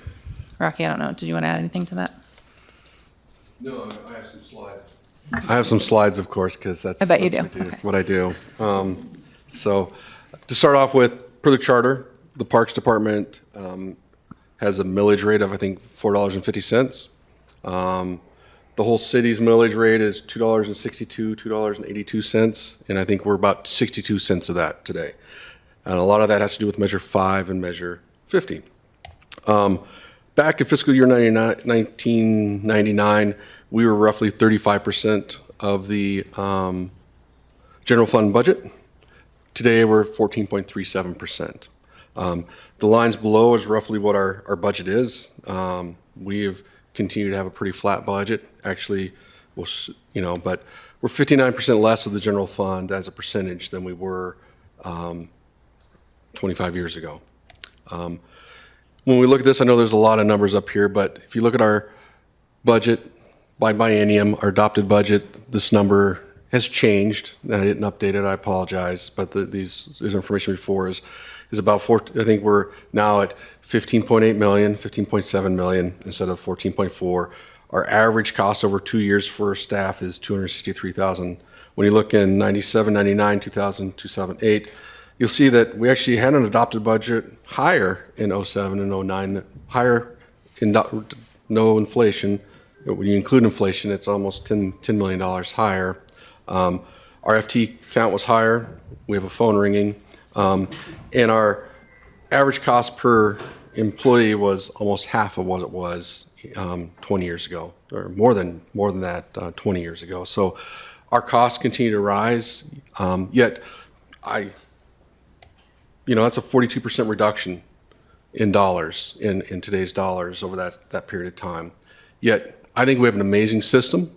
I think we're doing a great job. Staff is crushing it in regards to doing the best that we can. Are we doing everything we used to do? No, we don't have the people to do it. But we continue to refocus and determine what is the highest and best value for the community based off of input from everyone, because this is Ashland. People are not shy. They're willing to tell you how they think, which is great because you know where you're at, and that's real important for us. Operationally, we talked about this a little earlier, but we've had a 20% reduction in irrigation by selecting specifically city water utilization. We've modified our trash and pet waste receptacles for a couple reasons. We were going out twice a week to go out to those pet receptacles to empty them. We're going out weekly. And then each trash can is another cost, another labor. And so with the limited staff hours, we're trying to utilize that to where we can do other things because we don't have as many people we're hiring. We had to have a pretty hefty reduction in our temporary employees. And in the parks business, it's seasonal, so we need more people. Grass is growing, people are out. We have to have more people just to meet the demand. But when we don't have those, we continue to have to prioritize. In recreation, we modified the pool staffing level for lifeguards to continue to make sure it's safe and meeting the requirements. And we actually spent less money by about $10,000 in staffing this year over last. We were open 2 weeks less, week and a half, 2 weeks less, and we had actually more participation in the pool. So I think we had about 600 more people using the pool with a lower cost, and so fingers crossed. We're looking at the ice rink right now where we looked at our expenses plus utilization, identified as the last 2 weeks in February. We don't really see that many people coming to it, yet we still have high costs. We have a lot of closure rates, so we have people come in, we have to pay them to come in, and then close the pool or the ice rink. And so looking to close it 2 weeks earlier to continue to make sure we have that core recreational activity, but reduce costs. With seniors, we're assessing some co-housing of seniors at the Grove. The idea there is about customer service and improving our customer service. Last year, we were open 2 days here, 2 days there, 4 days here, and it was real haphazard. Even I had a hard time to figure out where Amber was sitting today. So we're reviewing our program and reviewing that to where we're predictable and reliable, so when people do come in, they know where to go and what times our operating hours are. And we're already housing some programming at the Grove for senior services, and they continue to figure out, is there more of those programs we can do, or maybe not. And looking at how our customers, our patrons' needs are, and the programming from our partners, and how that all aligns, again, to try to be as responsible as possible. And lastly, and this one is going to take time, is we're reviewing our structure. Where are our staff located? What work are they doing? And what are those communities to be met? And this is really small, and I apologize, but this is our current structure. We have the Park Commission, myself, we have an executive assistant and administrative coordinator, someone that pays the bills, and someone that makes sure that I'm doing a good job. We have 3 divisions. You notice that there's not equity in the number of squares in each one of those silos. So each division, we have 1 person to 22, 23 people. And through this, we have 11 managers, 26 represented, and 2 confidential employees, or 39 total. We kind of have 4 teams in operations. We have 3 kind of teams in rec, and then we have the senior division. We are unionizing, and with that, through that collective bargaining agreement, there are some things management can do and can't do potentially. So we have to be reflective of ensuring that we can continue to do the services we have, given that paradigm. So we went out and we looked at, in the city, what's the staffing ratio related to management to staff? The average is about 18% management to staffing. The 2 outliers were Parks and ComDev, and we're at 30%, just below 30%, and I think ComDev is about 28.5% management to line staff. When we looked at benchmarking, we looked at 17 other communities of similar size and program level in Parks and Recreation. The average there was 17.8%, if I remember the number correctly, so lower than we're at. And when we looked at it, is we have a lot of working managers currently, so we have a lot of managers that are in the trenches doing the work. And so we've developed a framework here that will reduce our management to 7 from 11, increase our represented or boots on the ground to 30, and have 2 confidential staff still. So this would create 2 divisions instead of 3. Have a park operations division and a programs division. Each park, there would be 2 supervisors in parks for north and south, and then there would be 2 teams underneath each of those, each with 11 FTE. On the programs division, we'd have our customer service staff, those 2 people. We used to have 4, we only have 2 now, that would be reporting directly to that deputy director or division manager. And then we would have 2 managers, 1 for youth and recreation facilities and programs, and 1 for senior and adult programs, and then 3 staff reporting to each of them. The 3 temporary staff are the 3 temporary employees that we have at the golf course. And so this is a framework that we've been working with human resources on. And it's just that, because we have to go through our collective bargaining agreement process to determine what managers can and can't do. We have a process where we would get comments and feedback and negotiation on our department through that process, as well as through our park commission review. But what I wanted to make sure is that everyone saw is that we're not sitting on our laurels. We're being proactive. I heard distinctly is that as Councilor Gina said, didn't want to get your last name mispronounced tonight, was that, we're top heavy. There was that perception of top heavy. And I think if you just looked at titles, that is correct. But many of our managers are showing up on a weekend, going to events. They are doing line staff working. They're working the desk. They're doing a lot of line staff. Even our supervisor in operation are working supervisors. And but if they can't continue to do that work, we need to ensure we have the boots on the ground to continue to make sure we're doing those services. This will have a moderate change potentially over time in our increase. So instead of going this fast, it may go a little lower. So there will be some financial benefits as well, but the ultimate goal is to try to make sure that we're in alignment with what the community needs and that those services are being met with the resources we have. And I'm open for any questions, or we can move on to the next item. Councillor Bloom? Yeah, I'll be really quick. Very impressed by this, Rocky. Thank you.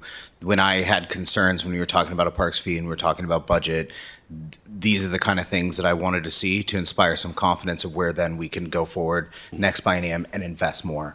So thank you for that. Quick thing, if you don't have it, no worries. But I'm just curious if you have numbers and trend lines over things like the ice rink, the pool, the golf course, and seeing where, like, over year, are we seeing dips? I'm just trying to get a concept. If you don't have that, no worries. If it was available, just would be curious to see it.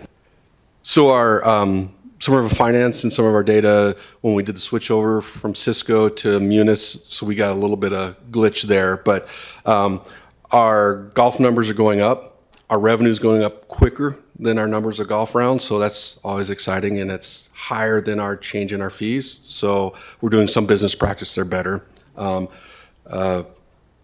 The ice rink's been pretty flat. It's small little bubbles over the last five years or so.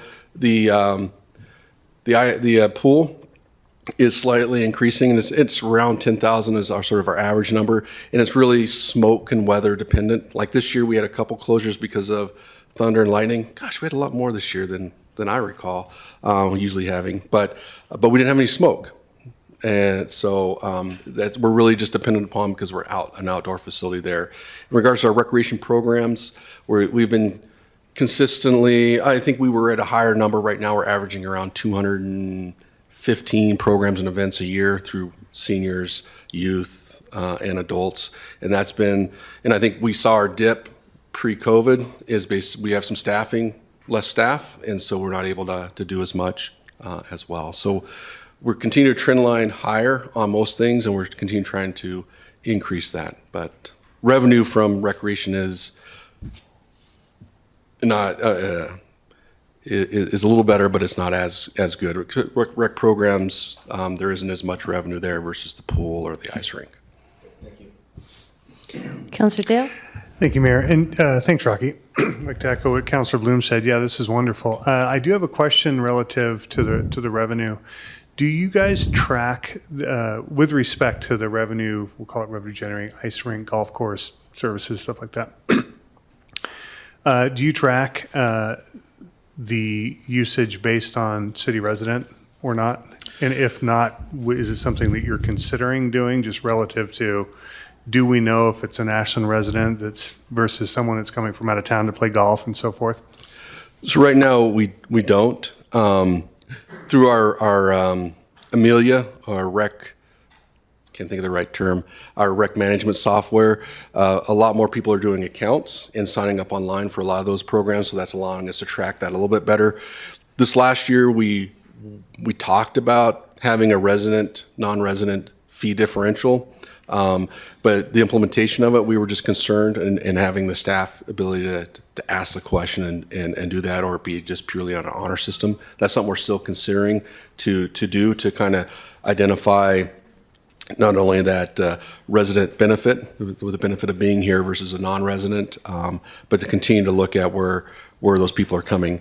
And it's program specific, so sometimes we can get better data at the pool when people are just coming up and pay. It's harder to get, hey, what's your zip code or where you're from, or at the golf course. And so that's, each program has its own unique obstacles to getting that information from. Any other questions? Okay. We now will move on to the food and beverage tax. And our packet says that we are here to provide guidance regarding a ballot initiative to move that forward. We are at 7:42. I think that what we're going to do today is level set and have some initial conversations and potentially come back at the next quarterly session and have another deeper conversation. Does that sound about right, Councilor Bloom? Yeah, and Councilor Duquesne can chime in since it was the two of us that asked for this to be put forward. I'm certainly not expecting us to put forward language for a ballot measure and what we'd like to see. I think that really we don't want to wait until another quarter. So it'd be nice to hear some thoughts from the commissioners, and then at a next regular council business meeting, we can discuss what those allocations might look like if we were to go to ballot, since we would be the ones voting on that. We can certainly do that. What I want to be clear, though, is that that's not the job tonight. So it's an open conversation. We have good information in our packet about the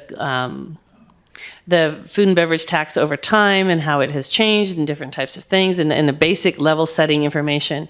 So this is a time for a discussion, an opening discussion. I would certainly encourage any commissioners to share any thoughts, but also councilors, if there's a particular direction that you're thinking that we might want to go, now would be a good time to put that on the table as well.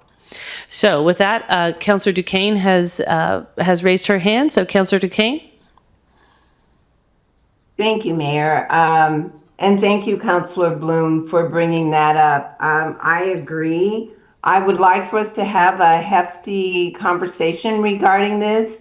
And if I believe you said, Mayor, we would come back in next quarter, I would like to see it come back to council before the next quarter. We can certainly have that discussion. So we are not going to say when it's going to come back this evening? Not unless it's already on the look ahead. Sabrina, do we have this on the look ahead? We do not. We do not. I did not think we did. Sabrina and I need to look at the look ahead and see what we have to do. As we come to the end of the calendar year, there are certain things that are just our standards that end up in our meeting packets. And so we need to look and see. Clearly, this evening, we'll be looking for a direction from council that you want to see this back in, coming back in some sort of a timeline. But we can't guarantee that it's going to be on a particular meeting until we look and see what those elements are. So I appreciate that, Mayor, because I know this has been requested before, and now I see that it is on the agenda in a joint meeting. So I look forward to a robust conversation, and I look forward to having the discussion before the quarter if that is agreed upon with council this evening. Thank you. Mm-hmm. So other discussions or thoughts? Councilor Hanson, and then Commissioner Gardner. In the packet, we're given the breakdown of our food and beverage tax allocation to parks and street fund, and we look at the projects in which the tax has paid for once it was aimed at parks and street fund, and it's an amazing amount of money that's gone into our community and our safety transportation system. We have a lot of goals and objectives for as far as we can think, improving safety to our streets and pedestrian bicycle infrastructure, aspirations to an indoor pool, more trails for economic development as well as livability. I mean, the list goes on and on and on. I would like to see this tax in perpetuity. I would like to see a ballot measure that would reflect that, and I would like to see this this council and these commissioners come back on a regular basis to reallocate where those funds might go based on the community need. But my support is that this is a great, somewhat progressive tax, and that we should put it on the books forever. Commissioner Gardner. So I just want to remind all of us sitting around at the table here, at least three of us, three commissioners, worked tirelessly in 2023 to move the food and beverage tax forward in a way that I think would really drive not only economic development, but support parks, which are a crucial part of that whole discussion. And it came within less than a percentage point of passing to change the sunset to 2040, although only because we didn't think we could get perpetuity in there, but also identifying all the benefits to the community that we receive from the food and beverage tax, and to have 49.87% of citizens agree with that, I think is important as a starting point for this discussion. So I just wanted to remind everyone of that. Councillor Dale? Thank you, Mayor. Yeah, I think it's a great time to at least start some discussions. I'm curious, would love input from commissioners if they're willing to do so. I know there's been talk recently relative to the F&B relative to it being capital only. Is there any usefulness, and again, this is obviously at the will of our voters and so forth if this were to go, but to release or to otherwise modify it to be more operational as opposed to just capital, insofar as there is talk about, we have operational restrictions.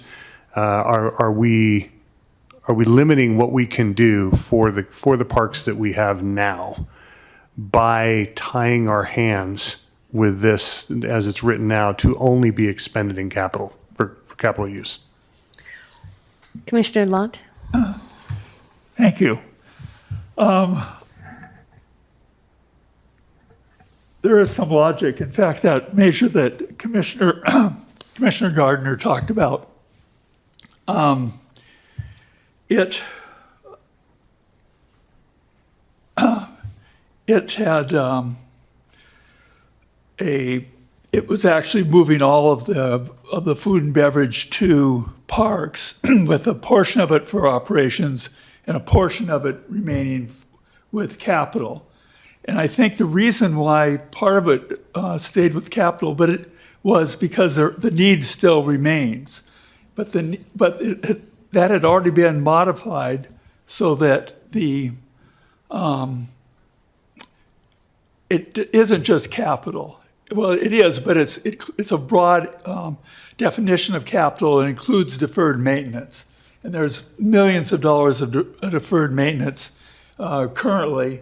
And so I don't think it's not like that money pushes us towards more development, buying more property for more parks, because we don't really need that.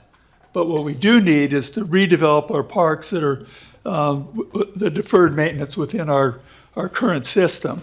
And so I think that 25% it currently goes to operations and rejuvenation and rehabilitation of our parks is really important if we want to keep our system strong long term.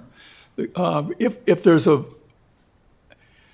I think there is some still a good argument to go to using the rest of food and beverage for operations for parks. The problem with the way it was in that ballot measure is it wasn't just for operations. It could have been used for operations or for capital. And I think that was really politically it was problematic. And so, although that may be too big an ask to put more of the money from food and beverage towards parks than the 25%, I think that certainly that argument, Commissioner Gardner said, 49% of the people said that was made sense to them, and we ought to at least consider having all the money for food and beverage going to parks, but most of it for operations. The 25% I think is a reasonable amount to stay with capital rehabilitation, rejuvenation, and deferred maintenance. Thank you. Councilor Dale, a follow-up? Yes, please, and thank you, Commissioner Long, I appreciate that, and maybe I just want to make sure I'm following you correctly. I certainly understand, and there's a discussion to be had about percentage allocation. I understand that. But with respect to what I was trying to understand better is, in looking at the existing language, it does talk, as you say, about rehabilitation and so forth. Repair, planning, development, repair, and rehabilitation of city parks, as you said. So I guess my question is, and I know I probably can't speak for the commission, obviously, but for yourself, was I understanding you correctly that 25%, the way the ordinance is written now, that those monies can in fact be used for operational consideration with respect to rehabilitation and repair of our current park system outside of capital expenditures? Commissioner Lott, go ahead. They are currently being used for purposes that fit with the language in the charter. So they are being used for maintenance. They're being used for things like painting of buildings, putting a new roof on, etc. So yes. Perfect. Thank you. Councilor Bloom? Yeah, thank you. I'm going to try and thread a needle here, or put out an idea, and try and summon my inner Councilor Hyatt when talking about allocations and how that looks. Everybody wants a piece of something, right? And so, in my thinking about it, I was thinking about up to 25% for dedicated to parks operational costs. You use it however you need operationally. And then 48% would go to just general CIP. And what that would allow us to do is then we, as a council, could then decide, of course, in conversation with the Parks Commission, of saying, oh, you guys have a capital project. Okay, well, we have this chunk that's for CIP. We can actually allocate it to that parks project. Oh, we have a street project that we need. Well, then we can move that money and use it for a street project. It kind of unties our hands for capital in general, so we all can kind of share in that benefit. And then in discussing with Councilor Duquesne, and something that I think is of value too, in keeping with the original intent of the food and beverage tax, is no less than 25% for the water treatment plant, which we need to fund, and there are still lingering questions about federal dollars. So curious anybody's thoughts on that. Councilor Duquesne? Thank you, Mayor. And thank you, Councilor Bloom. I 100% agree with that. The purpose for bringing this forward was to look at the food and beverage tax, which I believe we will have this in perpetuity because it's here and people have gotten not necessarily accustomed to paying it, but accustomed to the revenue from it. I do believe that looking at the burden that the people have acquired because of the cost of the water treatment plant, it makes sense for us to take 25% of the food and beverage tax to take that burden, that cost off the ratepayer. The water treatment plant, the food and beverage tax was put in place to pay for the wastewater treatment plant. Let it help pay for the water treatment plant. It only makes sense. Councilor Bloom had mentioned capital projects. I have a concern with that, but I would agree to that. However, I think that the council should definitely revisit the CIP and look at it and go through what makes sense, what doesn't make sense, and what's just taking up space. What we can do, what's tangible, what's economically right, and go through that so that we are doing things intentionally with the money that we get from the food and beverage tax. Because like Mr. Houston said himself, rather than purchasing other things, take care of what we have. And I also heard from Commissioner Gardner, working with the community, working with the people, listening to them. And this is why I wanted to have this discussion and to bring it forward, because I think it's time for us to use our money with purpose and with good direction. Thank you. Thank you. Commissioner Wiener? Thank you, Mayor. I had a quick, I guess, clarifying question for Councilor Bloom. If I understood your comments correctly, your suggestion was that a 25% carve-out would be allocated to a sort of somewhat of a flexible fund that might be applied to a city council project, different than a capital improvement project, say for the Parks Department,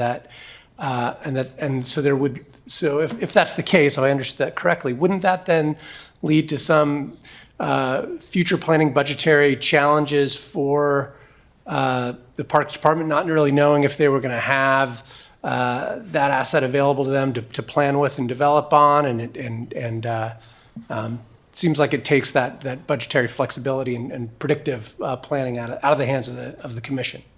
Councilor Bloom? Yeah, absolutely. I mean, I think in theory, I mean, so you have a capital budget that is coming in from SDCs already. So you do have that. It's a smaller nut, certainly. But I guess to give an example, right, is that when we go into a biennial budget process and we're discussing where we want allocations for CIP for capital funding to go, there would obviously the Parks Commission and then the director would present to the budget committee and say, hey, these are some of the things that we would really like to see. This is a project we would like. An example I would give is we have the East Main Park situation. Under this model, theoretically, Parks could come before council and say, hey, look, we were really in a bind here with East Main Park, and council could then have a discussion of, okay, do we need to maybe reprioritize our CIP, and maybe we postpone one of our projects so that we can fast track something for years, right? And so that's my thinking, is that it allows for a lot more collaborative approach in how we deal with our capital projects in general, and also, I think, rather than, hey, here's the CIP, here it is, it's passed, it allows us flexibility in discussing, is this still a priority right now, rather than being stuck with what's approved. I hope that answers. Councilor Kaplan? Thanks, Mayor. So I think all these ideas have merit and are worth thinking deeply about. Obviously, it's not something we're going to get much progress on tonight, and we've got some time. I would just urge a little bit of caution about rushing into decisions on this sort of thing or positions on this. We're finally, after years of delay, about to do a transportation system plan update. We've got lots of needs in our transportation system in Ashland. 75% of the food and beverage tax is going to fund our transportation system. That would be money if we could allocate it, if we allocated as Councilor Bloom suggests to the CIP. Of course, that could cover that if we chose to do that. But to the extent that we divert it to other things that are not the transportation system, then we create a gap there for those transportation needs. I don't know how big those needs are. I won't really know until we have the results of the transportation system plan. So I'm a little hesitant to start to rush into, locking up, how we're going to use these resources that really they're already being used in a certain way. So anything that we divert them to is underfunding something else. And I'd like to understand the implications of that. Commissioner Gardner? Yeah, I just wanted to make three points. First of all, to take away the food and beverage CIP from parks would really change the whole. We've done multiple projects over multiple years with anticipated CIP funds from food and beverage. This is just my first take on putting 50% into a city-controlled CIP fund that Parks has to come and ask over a biennium for a project. That's not really the way, as you know, the big projects, they don't just happen over a 2-year period. They're planned years in advance, and a lot of times we bought the Briscoe School playground over the course of 10 years. We remodeled Garfield Park. over 10 years, we paid that off through anticipated CIP funds from food and beverage. That's one thing. The other thing is just that in the 2023 ordinance that was crafted, it was not what Parks originally wanted. You'll notice the names on there are Doug McGarry and Joseph Lazard. They recrafted that language. So I hate to like look at that as like that's exactly what we all wanted, because there was some flaws in that, and I'm just saying that as we look back and use that as a reference point. And then the third thing I just say is really the important thing about the food and beverage from my perspective is the sundown date. You know, it's like to have food and beverage go away in 2030 was going to be a hardship on all of us here and for the city. And that's a big talking point with the public. I mean, people are concerned about that, but as Councilor Duquesne said, well, maybe it's here and maybe people are just going to accept it. I don't know. We ran into a lot of resistance on that in the past, but I think it's a critical point that we can't overlook. The when it's going to sunset or how long it's out or if it's in perpetuity are important. Mm-hmm. Thank you. Commissioner Lant? Just one point, and that is that I think it's really pretty simple for a ballot measure to be about an end date or a sunset date or a perpetuity date. That's really, it's clear and straightforward.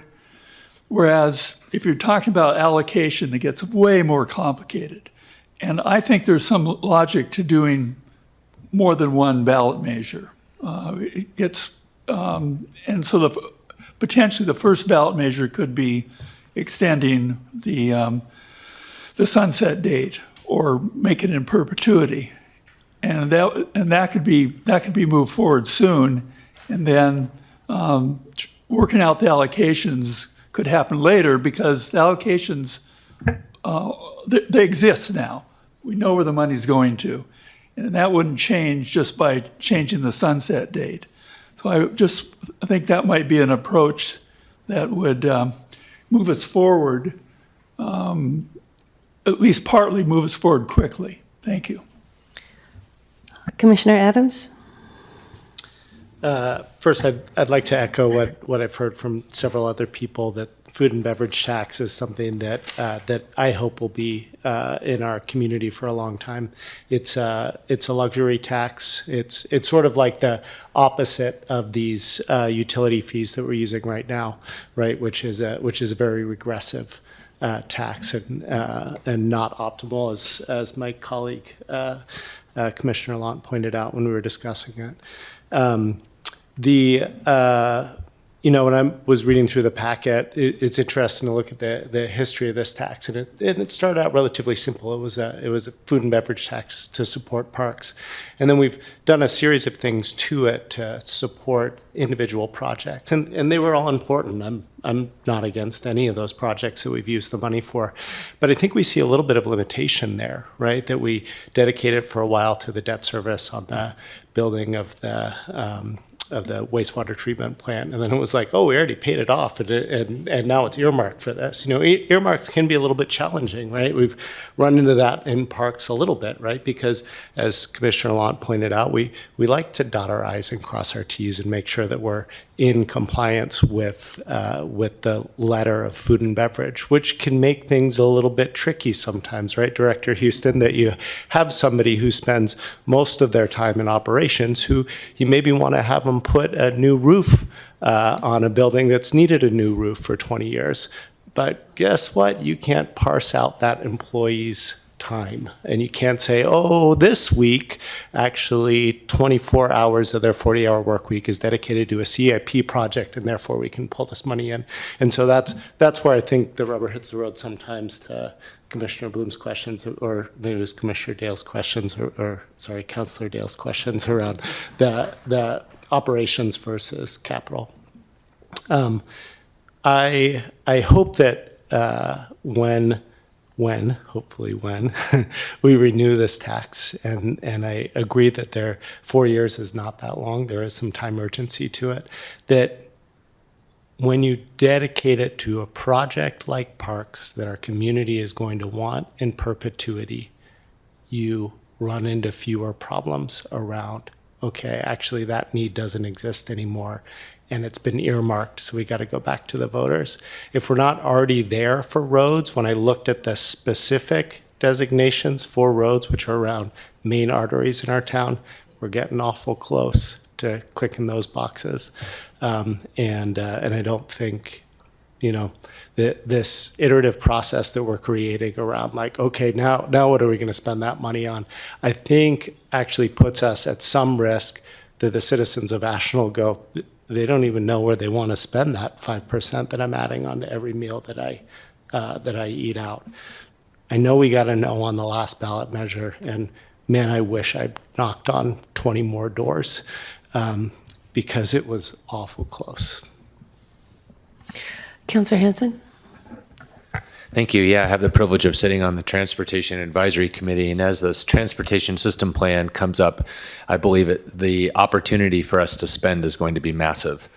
I believe the need is going to be astonishing, and there's potentially some newfound money with our new gas tax increase that happened at the state level that might come to us.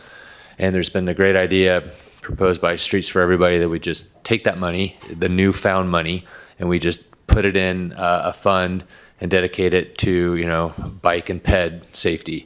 But my point is that there's going to be a need, high need for our streets. And if we want to develop, the bike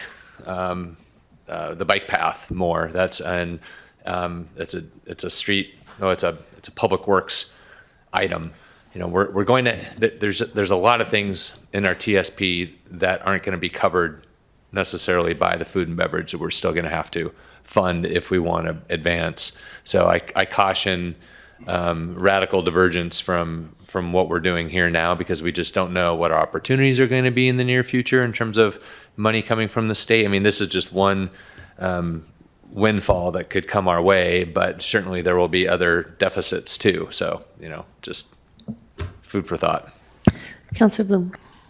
Yeah, thank you. A couple quick points to Commissioner Lon's point about let's just do first a ballot measure to extend in perpetuity, and then we can talk about later what else we want to do and go back another time. I think that's risky, and I think that would fail. And the reason I say that is that people want to know where their money is going to go, right? To Commissioner Adams' point. So I'm going to vote for this thing in perpetuity, and then it looks like it's going to go to streets and parks. And people are committing to that, and then this dangling, we might change it later. But on the flip side of that, kind of going to really the heart of what I was trying to do with this flexibility idea is that we have in the city of Ashland, from our charter and for the last 100+ years, have had a habit of tying the hands of future generations and future councils, future residents of this community. And priorities change in a community. People come, people go. The environment around us, literally physical, and also insofar as the state and the federal government is concerned, changes. And we are learning that those changes are happening more and more rapidly than they ever have before. Certainly feels that way to me.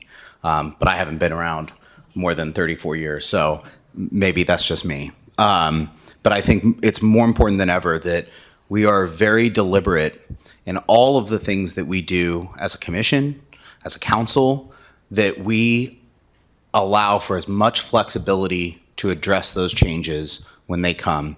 And when we dedicate things or we say that something has to go to a specific thing, we are tying our hands. So with regards to the streets, it's a great point. You're right, and the very lofty and well-intended and great goals around pedestrian and bikes. Well, who's to say in 20 years that that's not what the community of Ashland wants? I highly doubt that'll be the case. But who are we to tie the hands of future generations and say, you know what, 20 years ago we knew better, And sorry, but you don't really have a choice. This is what we're doing, and this is how we're going to do it. And that's something that I really would like to avoid, especially considering the climate that we are in right now as a country. So a couple of thoughts. I think it's important to have this discussion and to figure out what to do with the looming deadline. 2030 is not that far out in terms of these sorts of things. It's also very important to be very careful about money that is in the general fund that we would then put into an enterprise fund. So our utilities and our new water treatment facility is being paid for by the ratepayers, the people who are using those particular systems, which is different than our general fund. And the stress on the general fund is coming from the measures 5 and 50, and that's where that constant cinching is happening. So we currently have a process in a food and beverage tax that is paying for two elements, parks and streets, that both sit in the general fund. So if we were to move any of that money to potentially pay for some of our water treatment facility, it has to come from somewhere. It means something will have less funding in the one particular fund that is already undergoing the most stress and has the least ability to recover over time, where that gap between what we need and what we have is likely to continue to grow unless we get revenue reform at the state level. And so that would be one thing for us to be careful of in this discussion. The other thing for us to keep in mind, I think, is that our CIP is a deliberate plan that comes from the master plans of the various systems that the city operates. And sometimes we can put off some of those capital improvement projects, but they are not a random assemblage of pet projects. They are a deliberate plan that says, what is it going to take for us to continue to manage these services over a longer period of time? And so I think it is important that we think of that as necessary elements of the community, because following a CIP and staying with it is how we avoid having deferred maintenance in these systems. And deferred maintenance is one of the big issues that this council is going to have to deal with. So I think there are a lot of big issues to keep in mind. What we also know from the past of this food and beverage tax is that people have wanted to know what it was going to be spent on. They've wanted to know what those elements are. And so I think in thinking about how if we might change the allocations, I think it makes sense to put it towards things that we cannot imagine a future that doesn't require that investment. So streets, I think we're always going to be paving streets, and I think we're always going to be managing our parks. It is also one of the most volatile funding sources. And so we should think about that as well. Which of our general fund programs can accommodate a drop in revenue? It's not our fire department. It's not our police department, right? So where is it? And while we do value our parks at a very high level, if we're in a crunch like that, we can delay a street project often. We can push it out a year or two. We did that during the pandemic. We can make adjustments in the parks programming much easier than we can in other general fund elements. And so those are all things for us to think about as we go through this process of figuring out what does this look like for the voters and what do we want to have them be thinking of. And to that point, I think it's important for us to have a robust public process and conversation with this community to find out what are the things that they want us to focus this on. Where does it make the most sense? And I think that comes from getting more information, having the pros strategic plan done, getting our transportation plan in, getting further down the road with our strategic plan, and then having the work of food and beverage be an outgrowth of those community conversations when we understand what the larger priorities are, and we can say what is the best place to invest this more flexible but more volatile funding stream.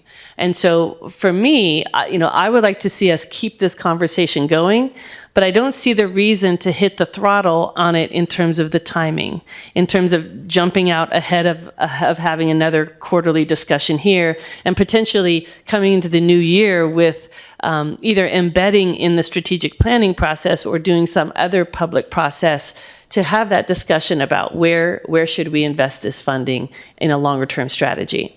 So this evening, if the one question that I think is in front of us is, does this council want to direct staff to bring this back to us prior to the next quarterly discussion with Parks? Councilor Bloom. I would entertain, and I think that it would be helpful, and I take your comments, and I absolutely agree that, you know, rushing this, throwing something on the ballot is a bad idea. I think we can all agree on that. And that having community input would be very valuable if we want anything to pass. And so I would be interested in having, not at the next quarterly meeting, all of us sitting up here and pontificating as we tend to do, but having a joint town hall where we could sit around, we could kick around ideas, but also make it very available for the public to come up and speak for periods of time and offer their ideas. And then we can kind of take all that in and really distill it down to what makes the most sense. Councilor Duquesne? Thank you, Mayor. I agree with that wholeheartedly because I heard so much of what you said, Mayor, about taking things under consideration and the funds that are already allocated and what they're doing. I think we need to take under consideration the ratepayer because they are the ones, at the end of the day, they are carrying this load. And to be able to have the flexibility of the food and beverage tax, I think is very important, not taking anything away from parks, but to be able to have a more robust conversation, listening to our community. That's what it's all about. And I agree, I would love to have a town hall and hear from the community because it's on their shoulders. So this is a relatively new idea to have the town hall at the very next quarterly meeting. We don't know yet what that would mean in terms of staff timing and you know, given that we will have just had a town hall a couple of weeks ahead of that. So this should be happening. We would close out the quarter at the end of in mid-January, right? Yeah, but we could, you know, schedule it for February the financial report you're talking about. Yeah. So if we gave some space between it and the annual January town hall.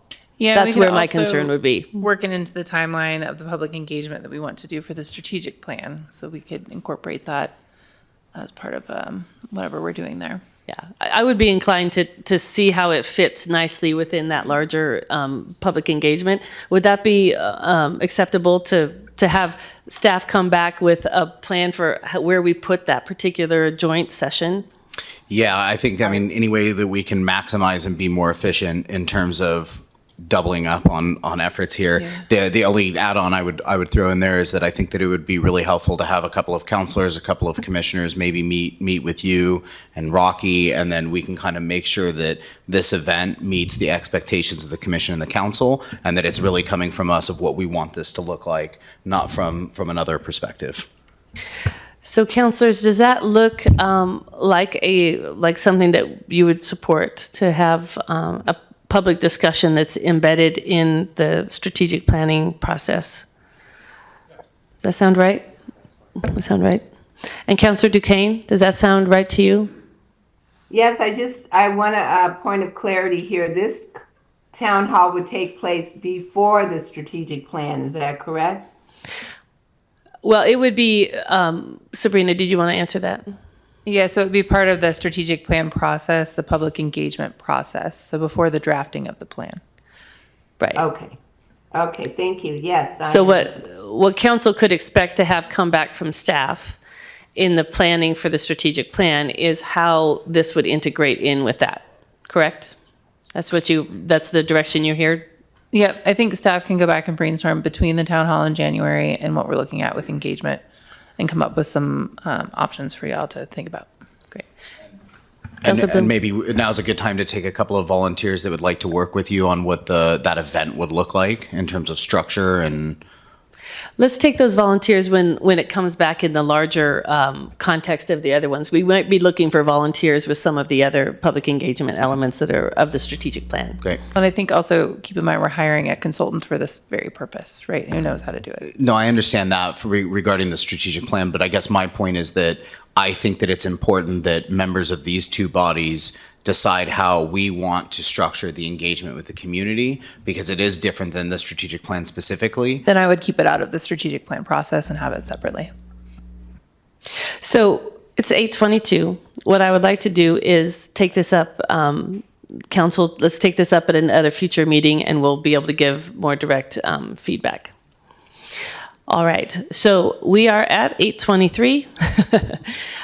We have one last item before our Parks Commissioners depart, and that is the topics and meeting frequency. I think what I would like to recommend is that we've already identified that we'll be meeting quarterly to receive the financial report from our staff, and that we will take up topics as we identify them. What I would like to do is to invite our commissioners and our council members to reach out to your leadership, to Chair Bachman and to myself and Council Chair Dale. If you have particular items that you would want to see on that agenda ahead of when we come together.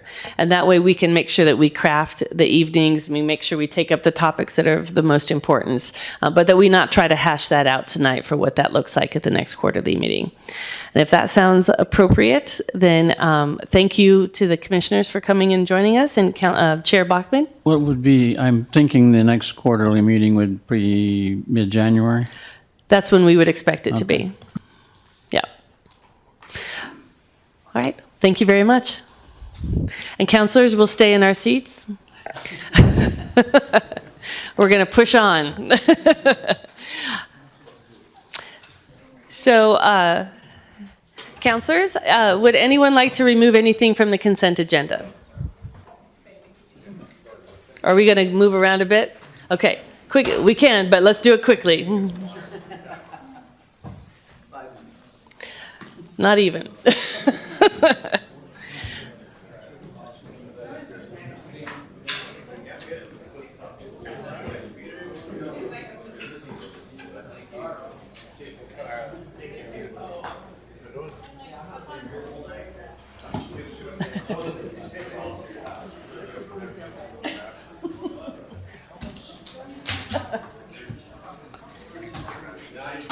You coming back to see me, Bob?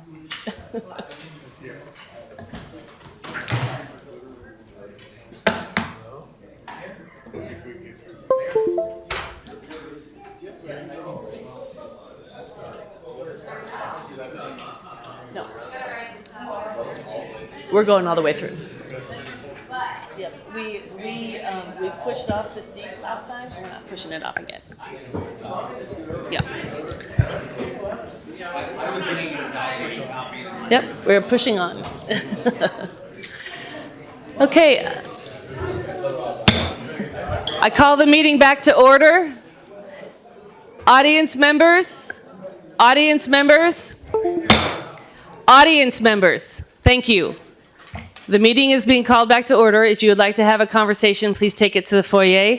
The council still has several items of business to get through this evening. We move now to the consent agenda. Would any councilor like to remove any item from the consent agenda? The floor is open for a motion to accept the consent agenda. I move approval of the consent agenda. Second. Roll call, please, Alyssa. Sherrill? Yes. Dale? Yes. Bloom? Yes. Kaplan? Yes. Hanson? Yes. And Duquesne seemed to have stepped off. She's not on right now. Okay. All right, so we move on now to ordinances, resolutions, and contracts. We have the BPA Contract Approval. Sabrina? So Director McMartlet is here from the electric utility. We discussed this last night, and this is the BPA contract where we get all of our electricity from. Tom, did you have anything you wanted to add? I cut down the slide presentation from last night from 25 to about 15. No, I think we covered this pretty good last night, so I've just got a slide here with a motion and kind of where we're at. If I could get there we go. So we're looking for authorization to get the to have the city manager sign this BPA contract for our wholesale power needs going out to 2044. Are there any questions from the packet material? I know we had a very robust conversation last night about this. Councilor Bloom, question? Yes, thank you for everything last night. Folks at home that maybe you're just tuning into this meeting, please go back and watch last night's meeting if you have any questions about it. And that's all. I don't want to give anybody anxiety if I keep talking. Yes, it's been a big conversation for a number of years, and we've brought it to this evening. Any other questions? Okay, the floor is open for a motion. Councillor Kaplan. Yes, thank you, Mayor. I move to authorize the city manager to sign the BPA Provider of Choice contract. Is there a second? Second. Councillor Kaplan. I'm so excited to get this thing moving on. I love the flexibility that was added to it from compared to the current provider of choice contract that we're going through in terms of distributed resources, in terms of really being able to manage our tier one load. So thank you very much to the team that worked over many years. I've been tracking the process with the public comment, public process on the BPA website. And I'm very excited for where we're going. I think we've got a really good contract to work with, and it gives us all the flexibility that we need to really make our own way with a real safety net underneath us. Absolutely. Councillor Dale. Thank you, Mayor. Yes, I just, on behalf of 21,000 some residents, a collective huge thank you. I don't think you and your staff get nearly enough credit for all the work that you do on our behalf relative to our electric utility. This was just a phenomenal work, and extremely proud of this contract and what it does for our ratepayers and our citizens in our community. Well done. Yeah, I'm fairly proud of this contract as well. Councillor Hanson. Thank you, Mayor. And yeah, thank you, Tom. In the 2 years I've been in this seat, you've been negotiating and working on this contract with the group for 5 years, he says, 5 years. So, for those that don't know, this is the cleanest, least expensive electricity pretty much on the planet. And we're very lucky to have such a steady supply of it distributed by our electric department. And it gives us a lot of flexibility in terms of growth and renewable development, depending on how we want to go in the future. So there's a lot of ups in addition to keeping our rates stable and low. So, thank you and congratulations. Thank you. And I would just like to add, one of the things that we were reminded of last night during the session was that our electric utility director is not only leading our efforts here, but is part of the leadership of the organization that negotiates this contract on behalf of how many, 100 and... There's like 130 some 130 public utilities some. that BPA provides to. Yeah, so that group, we are part through Director McBartlett's work. We are part of the leadership of that entire process, and I know that our push to have more of that flexibility was echoed by other communities around the region, and that all of this good work not only benefits Ashland but also benefits our neighboring communities, many of whom are small, like we are. We're a small municipal operation, and so just so glad to have this coming before us this evening and to see where all that hard work has gotten to. I think it bodes well for what we're going to need to do in the future. If there are no further comments or discussion, roll call please, Alyssa. Hanson, Yes. Kaplan, Yes. Bloom, Yes. Dale, Yes. Sherrill. Yes. Great. Thank you so much. Now we are at second reading of Ordinance 3276, vacating a portion of the Fern Street public right-of-way. Scott's back for the second reading of the ordinance vacating a portion of Fern Street. Your packet provided a map as a reminder of where this is located. Scott? I informed Mr. Woodward that I'd try to take my time again tonight, so my presentation will just request if there's any council questions, I will try to answer them as best as I can. And just as a reminder, with second reading, for those watching from home, we've already had a robust conversation about this particular topic. It has been passed on first reading. Are there any questions of staff? Okay, we have two people who've signed up to speak, to provide public testimony. You'll each have 3 minutes. You'll follow the same structure as other speakers this evening. At the microphone, you'll have 3 minutes. At the 22nd point, your little light display will turn to yellow. You'll hear a buzzer, and when your time is done, you'll hear a second buzzer, and at that point, please finish the sentence that you're on so we can move on to the next speaker. The two speakers are Bruce Bergstrom and Allison Laughlin. Please state your name and the city in which you reside at the beginning of your testimony.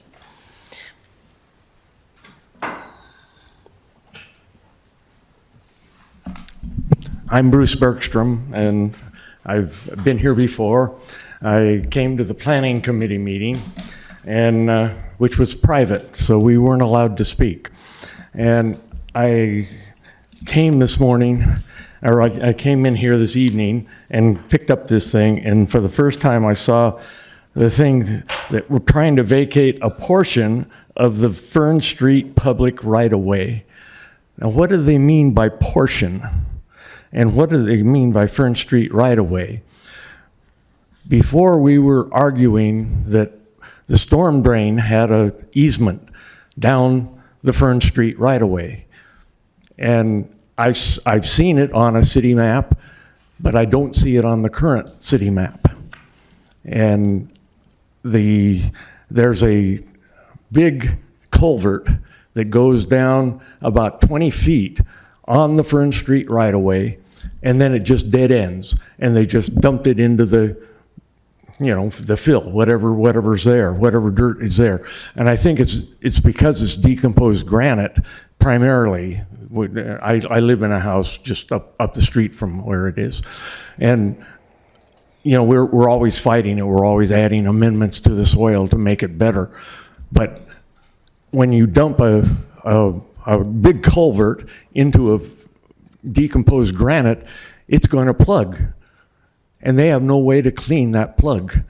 They can run all kinds of augers down and everything else, and it'll still be plugged.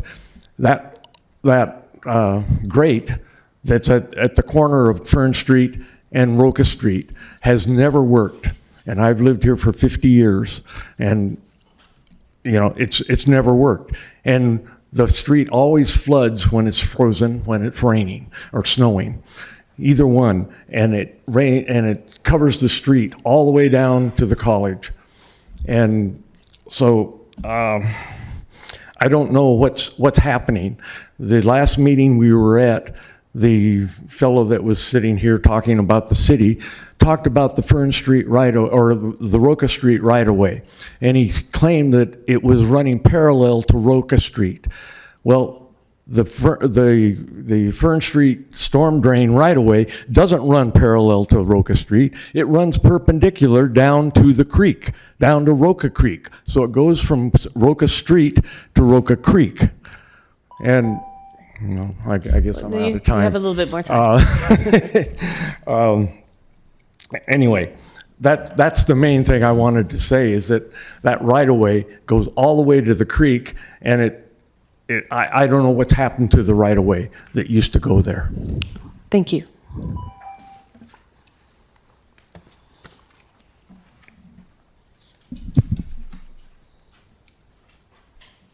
Hi, my name's Allison Laughlin, 717 Roca Street, and I have 3 things to say. First, I'm concerned that the Planning Commission and then the city approved an easement from Roca to Madrone Street. This doesn't ensure access from Roca Street to the university. With the route still unclear, I want the city to change the easement wording to be from Roca to the SOU parking lot to Madrone Street, to be sure we have the important access from Roca Street to the SOU that I described last meeting and several other times, that route, that trail that has existed for over 50 years. The drawings the SOU has provided of the proposed trail down the northern edge of their property from Roca to Madrone do not provide access to SOU. This is important access. Secondly, the Planning Commission recommended a deed restriction for public use of the steep slope area on the east portion above and the riparian area at the Roca Creek, after the university offered to give that land to the city or to an organization like the Nature Conservancy. I don't believe anyone wants that land. It used to be a beautiful lowland oak savanna, an important part of the proposed SOU Arboretum and often studied by the SOU biology students. Now it is a very damaged piece of land due to poorly constructed and maintained frisbee golf trails and the frisbee golf players traipsing to find their discs on the steep slopes and creating many paths and illegal creek crossings. The future of this side of the creek is very uncertain, so I especially want the council to ensure that we, the people of Ashland, continue to have access to Roker Creek. I'd like this to be part of your easement wording as well. Best of all would be our proposal to have the trail going down that right-of-way easement and then along the creek. Lastly, I want to point out how our requests help support your City of Ashland mission and goals and the Southern Oregon University priorities. You are committed to pedestrian trails, to encouraging young families, you were talking about them earlier tonight, to come to Ashland, and we need to increase the number of students coming to SOU. The SOU adult student housing applicants, the Manor and whatever the other one is called, both of them mentioned the Roker Creek Canyon as part of their pitch for the diverse recreational opportunity the area provides. To lose the Roker Creek and trail access would be a huge loss. So I'm asking you to add SOU access and Roker Creek access to your easement wording. Thank you. Thank you. Scott?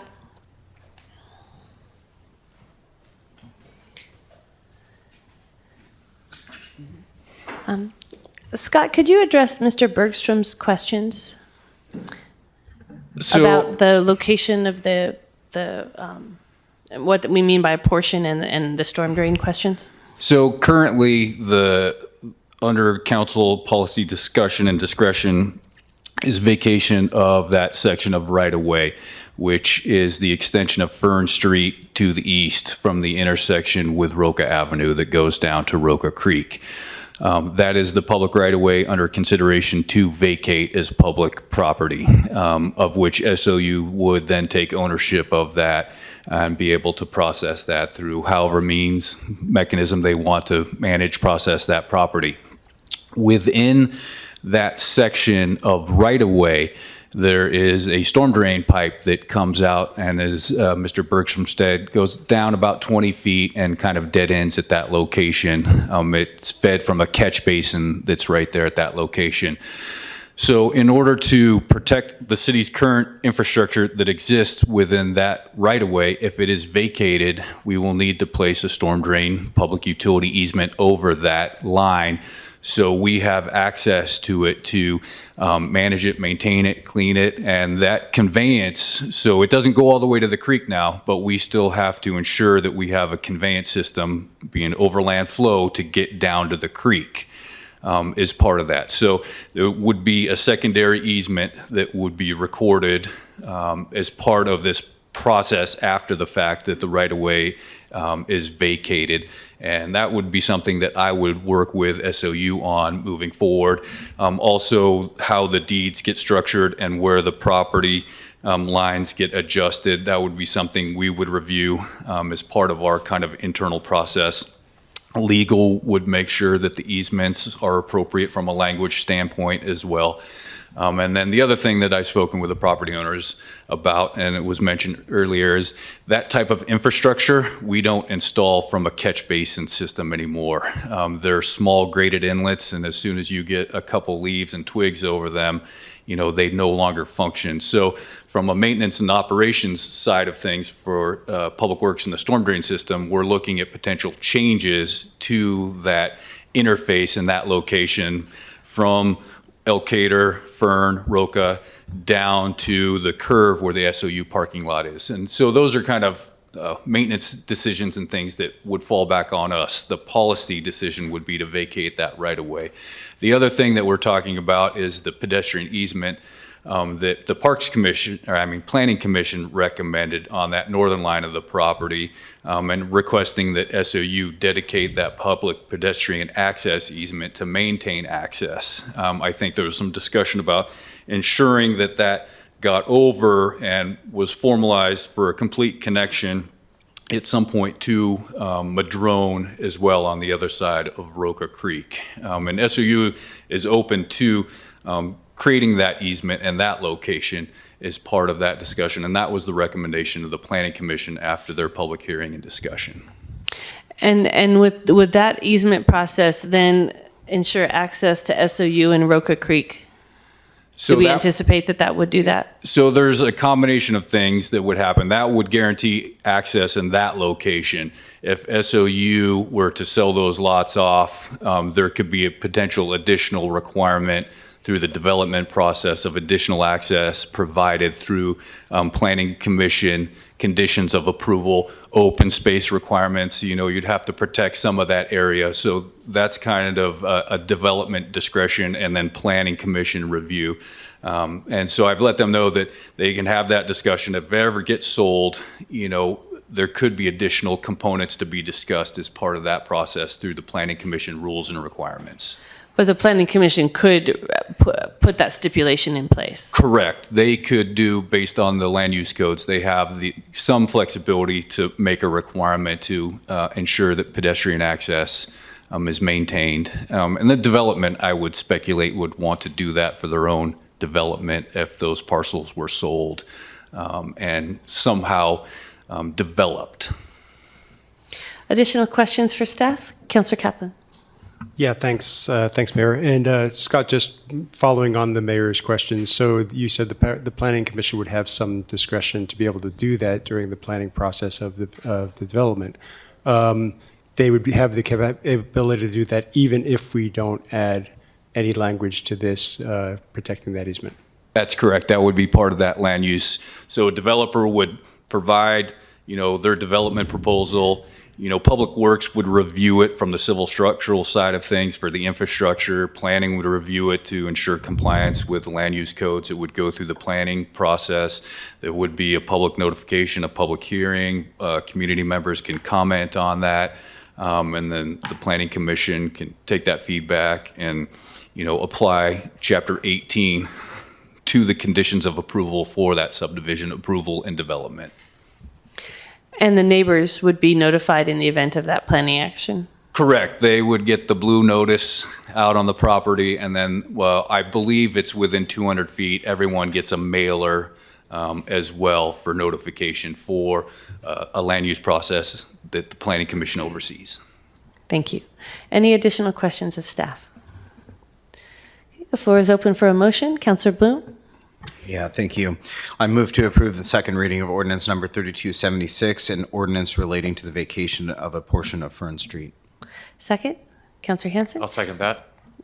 Councillor Bloom? Yeah, I mean, we've discussed this. Obviously, it's a second reading. Appreciate Scott coming and addressing some of those concerns that folks have, and I hope that people understand that this is kind of just one little step, and that there's many more steps to go to address some of those other concerns that people had about right of way, and would encourage you to continue to reach out and speak with SOU. It's their property, and you know, look forward to future applications that come forward regarding it. Councillor Hanson? Yeah, thank you. I'm happy to support this because I heard both SOU and community development say that there's going to be a process after this where they will be working with planning, and then the developer as well will be working with that framework that's been added. So it seems as though this is going to be a good outcome. And I look forward to seeing how it shakes out in terms of like working with SOU and this developer. And I wish the neighbors the best. And I appreciate your testimony, but I'm optimistic that this is going to be a good outcome. So I wish everybody best of luck. Any further discussion? Roll call, please, Alyssa. Kaplan, Yes. Bloom, Yes. Dale, Yes. Terrell, Yes. Hanson. Yes. Thank you, Scott. And we move on now to new business, the annual Climate and Energy Action Plan Report and Conservation Incentives Adoption. Sabrina? Chad Woodward, our climate and energy analyst, is here to give you an update on both work he's done on the SEEP plan as well as some of our thoughts around incentive programs.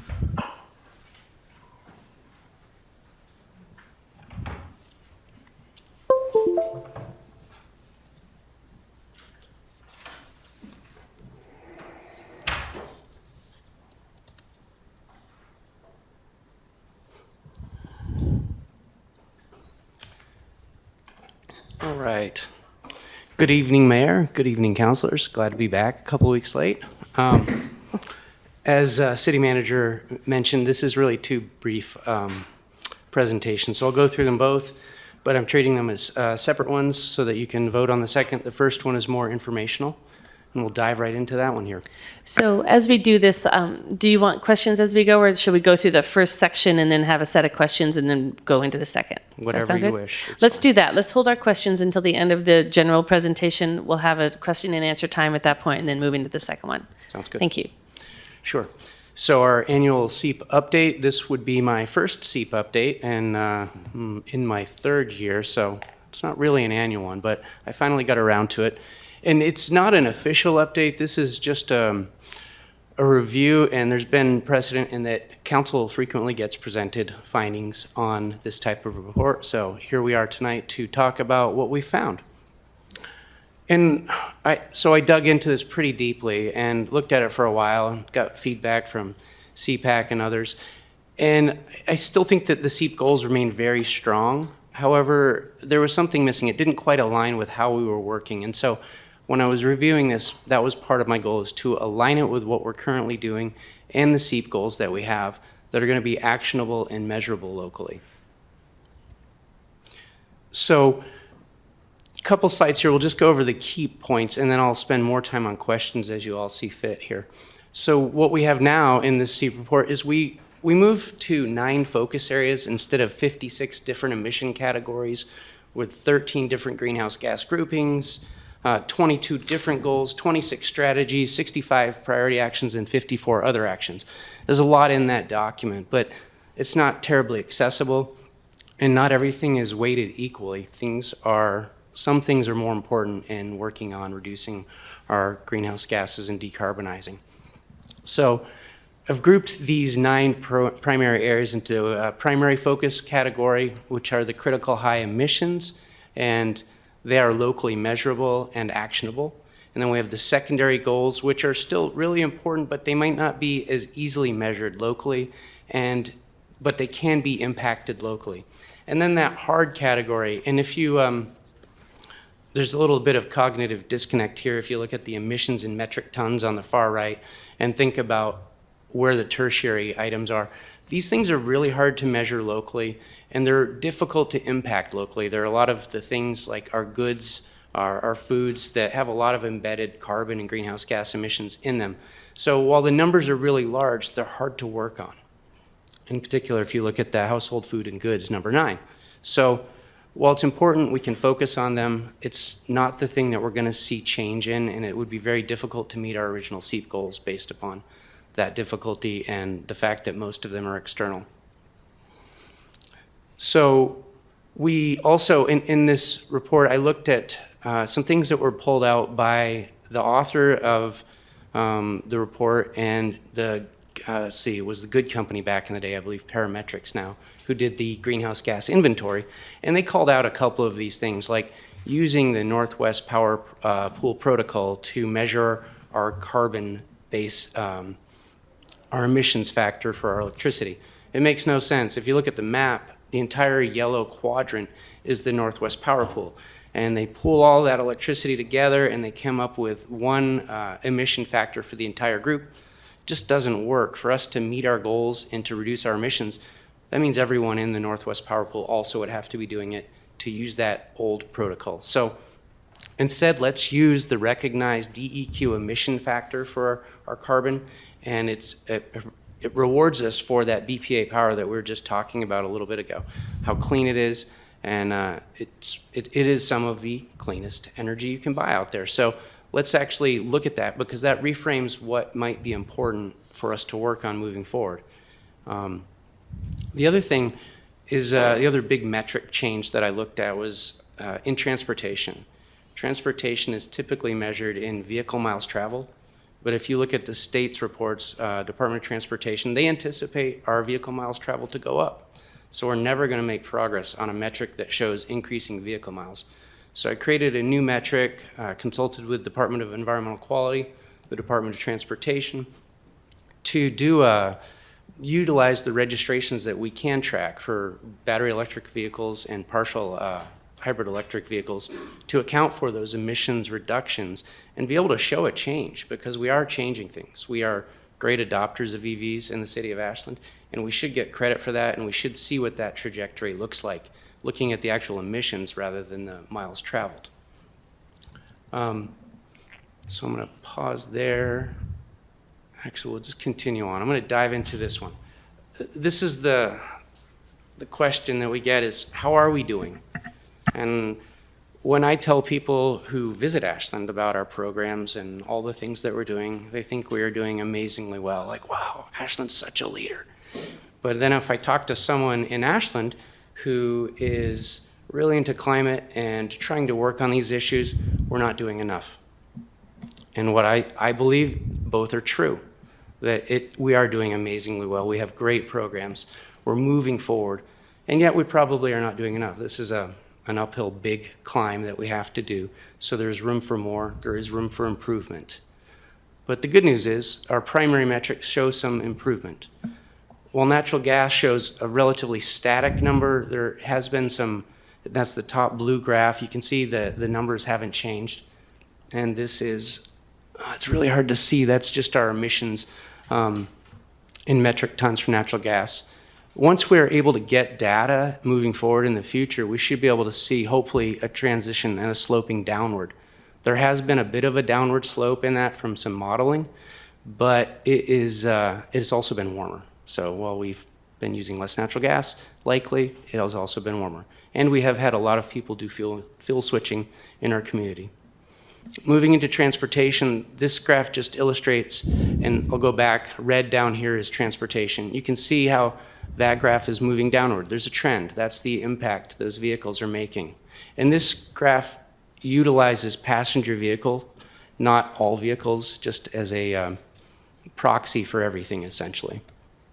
But this one, the graph in red here, also transportation, demonstrates our increase in registrations of BEV, battery electric vehicles.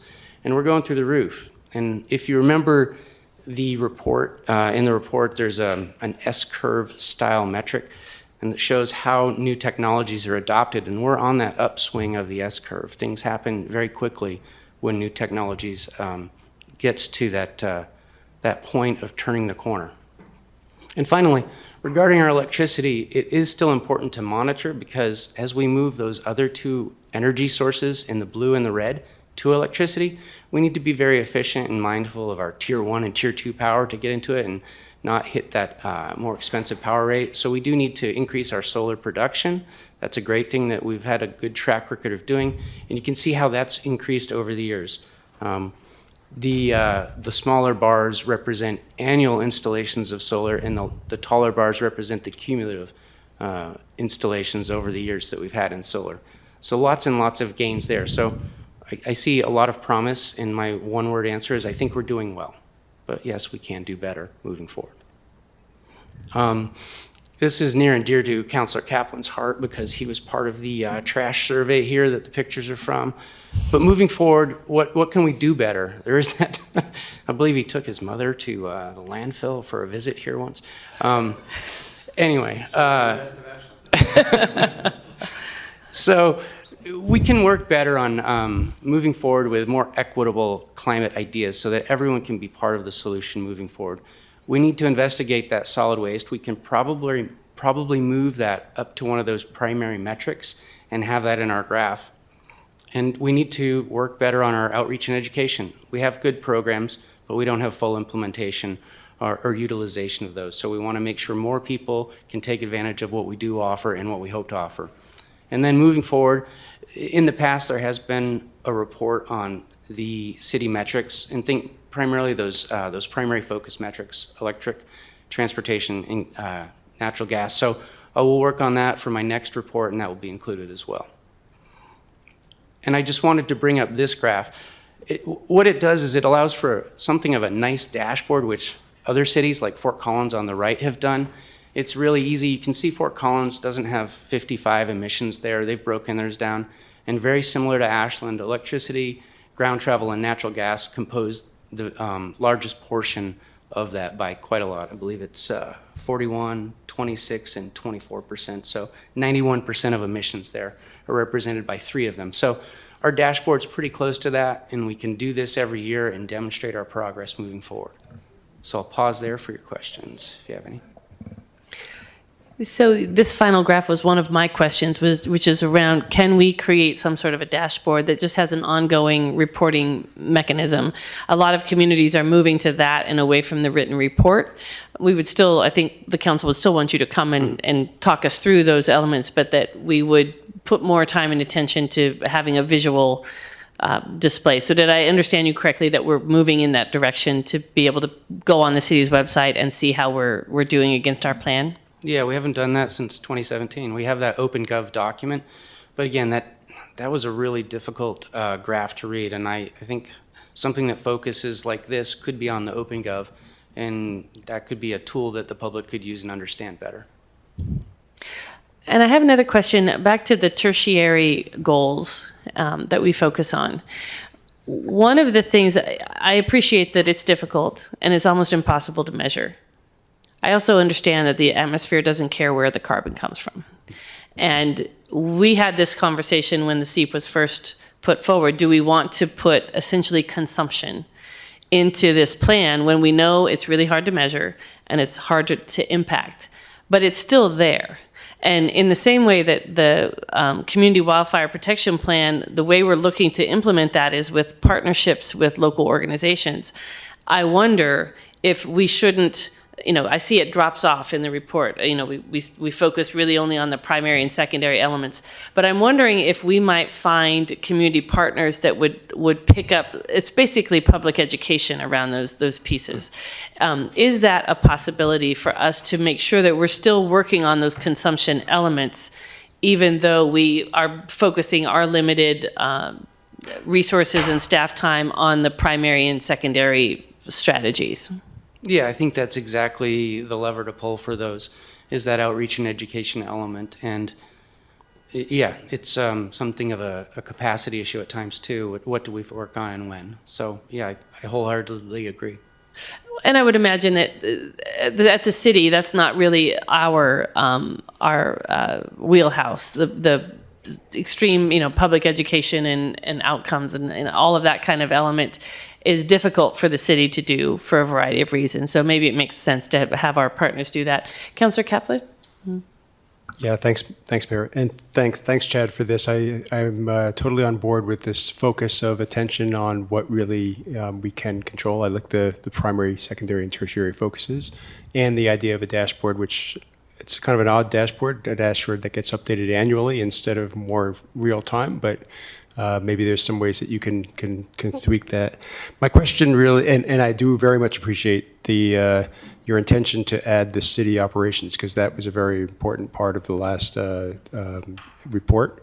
And while the city emissions are, a tiny fraction of what the total emissions are in Ashland, they have the benefit of leading by example rather than just telling everybody else what they should be doing, so that we can actually walk the talk.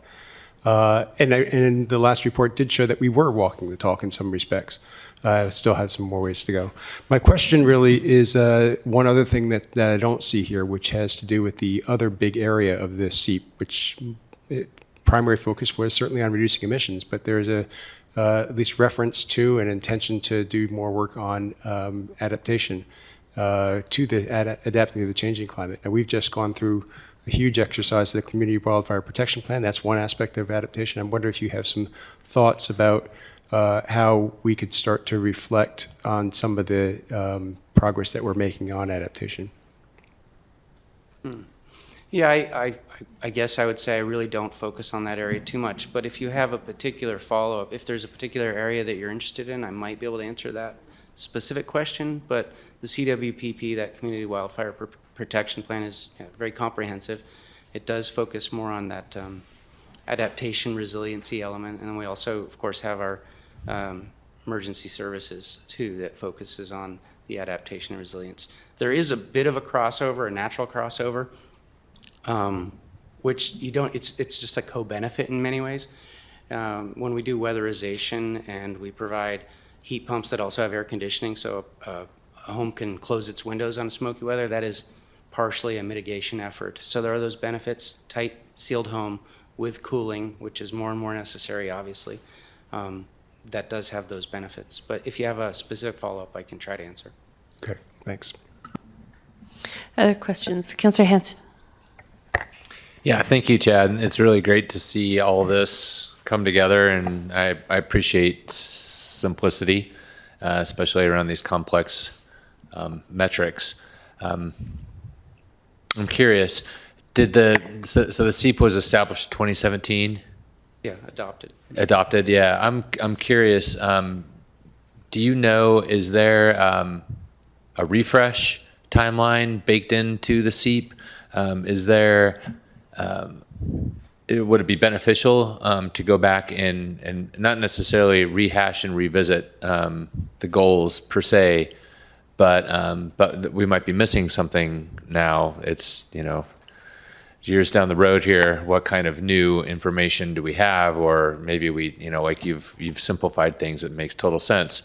But when can we look forward to, if ever, a redo, a version 2 of the SEEP?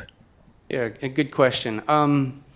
It seems though that the trend is, as Fort Collins, and there's another example I had, but just pick this one here, that simplicity is what people are looking at more. They're identifying those locally actionable things. And if you add up everyone, we all work locally. Some people have automotive manufacturing or Amazon delivery warehouses in their community, so they can focus on that within their community. So we're all working in our communities on those things that matter. But simplicity does seem to be the new what's in vogue, I suppose. As far as when it makes sense to do a detailed, in-depth analysis like the SEEP, I don't know that it does. I feel like the wheels have been spinning a bit in the community. And this is what staff has actually been working on at the city, but well before me. And it's the right direction. These are the things that matter. And now I'm trying to represent, hey, we're working on the right things. This is how we represent them. I would say we can go a while before we need to actually pay and get a large consultant report type of thing done. Let's work on what we know we need to do. Decarbonization is the name of the game for the most part. Methane reduction as well. And let's get people to adopt the technologies we have and use the programs we have. Okay. One more, if you will. And I'm curious, when we do look at the data, and a lot of this will make sense to those of us that consume these things, and if we consume less or we fuel shift or whatever, we can see these numbers change. But what about other numbers on here that aren't represented? I'm curious, are we tracking, like, there's a lot, appears to me to be a lot more bikes on the roadway these days. And as we invest in infrastructure and we're looking at the TSP, is there a way you think to look at some of the other ways that our community is changing and reducing carbon emissions and highlight that as well? Is there, aside from anecdotal, I know we have like rebate type data that we could look at, but are any other communities tracking that kind of stuff, like how much we're increasing our PED and bike utilization, for instance? Tricky ones to track. I mean, we could look at our incentives, but we know that only captures a small portion of what's purchased. Even our EV and our e-bike incentives, we know not everyone's applying for them. Right. I mean, if you want it, what might work, and this is more of probably a Scott Fleury style question, to do some data research, the bike loggers and the vehicle loggers, and compare data over time as to what the frequency of a bicycle use versus an EV or a car use is, and compare those over time. We can certainly talk about and tout our increase in use of incentives, but, and like, for instance, bike registrations at the police department, that wouldn't, I don't think, help us either for the same reason. There's a lot of incomplete information out there. But like bike lanes, you know, how the growth of bike lanes are potential metrics that we could certainly try to look into, but it's hard to get good, solid metrics. Yeah, okay, thanks. Councilor Kaplan? Yeah, thanks, Mayor. I'm sorry to take the floor again. Just a quick question. Chad, you mentioned the fact that we're expecting to get information again from our natural gas franchisee that stopped providing data on. Sorry, my bad. On natural gas meters and consumption. That should start January 1st in their regular reporting process. Has there been communication from the city to make sure that our franchisee is aware of that, and that we all expect them to do that? That's the first part of the question. The second part of the question is that the franchise itself ends in less than 2 months, and I'm wondering what the process is going to be for us to consider whether another franchise term of another 10 years, while it goes on year to year, is what I understand from the franchise, another 10-year term, or whether we want to move to a different kind of regulatory framework, as is happening in other cities with an ordinance that goes across multiple franchises. Yeah, so to the first question, no, communication needs to be delivered to them to formally inform them of the ordinance language. I can work with legal and city manager to send something over to the Vista. We have talked to Steve personally about the reporting requirement of the ordinance. Is personally, verbally, is there also a written communication so that they're on yes, notice? there's been written communication. There's also discussion about putting the language into the franchise agreement that requires them to report numbers. The franchise agreement is about to expire when we're not going to be able to. So for the new one. The new one, which won't be before us for how many months? So I think, we're in the process of working on that. I don't know, we don't have a mechanism other than the ordinance that's in place for them to report. But we're working on putting that mechanism in whatever agreement we have next with the Vista. Which could be an ordinance instead of a franchise agreement? So when we're going to, so my second part of my question is when we're going to have a discussion about that in a policy-making body? I would say probably around the first of the year. First of the year. You'll be prepared for that? Is it on the look ahead? It's not on the look ahead yet, but we've been discussing it and talking with the Vista about it and seeing other models that they've done with other jurisdictions. Okay. Go ahead. Let's go ahead and move on to the next one. We have a couple of people who want to speak as well. Okay. So this is the increased incentives recommendations. Council requested that staff work with CPAC December of last year and come back with a proposal of how to spend funds on additional incentives. And so we did do that, and we had a number of meetings with a subgroup, ultimately bringing the recommendation to CPAC on June 12th, and they voted to pass this and present it to council. So here we are today. And we did, prior to this, we also got, sorry about my happy fingers here, the electric director, Thomas McBarlett, also signed off on these two before you saw them.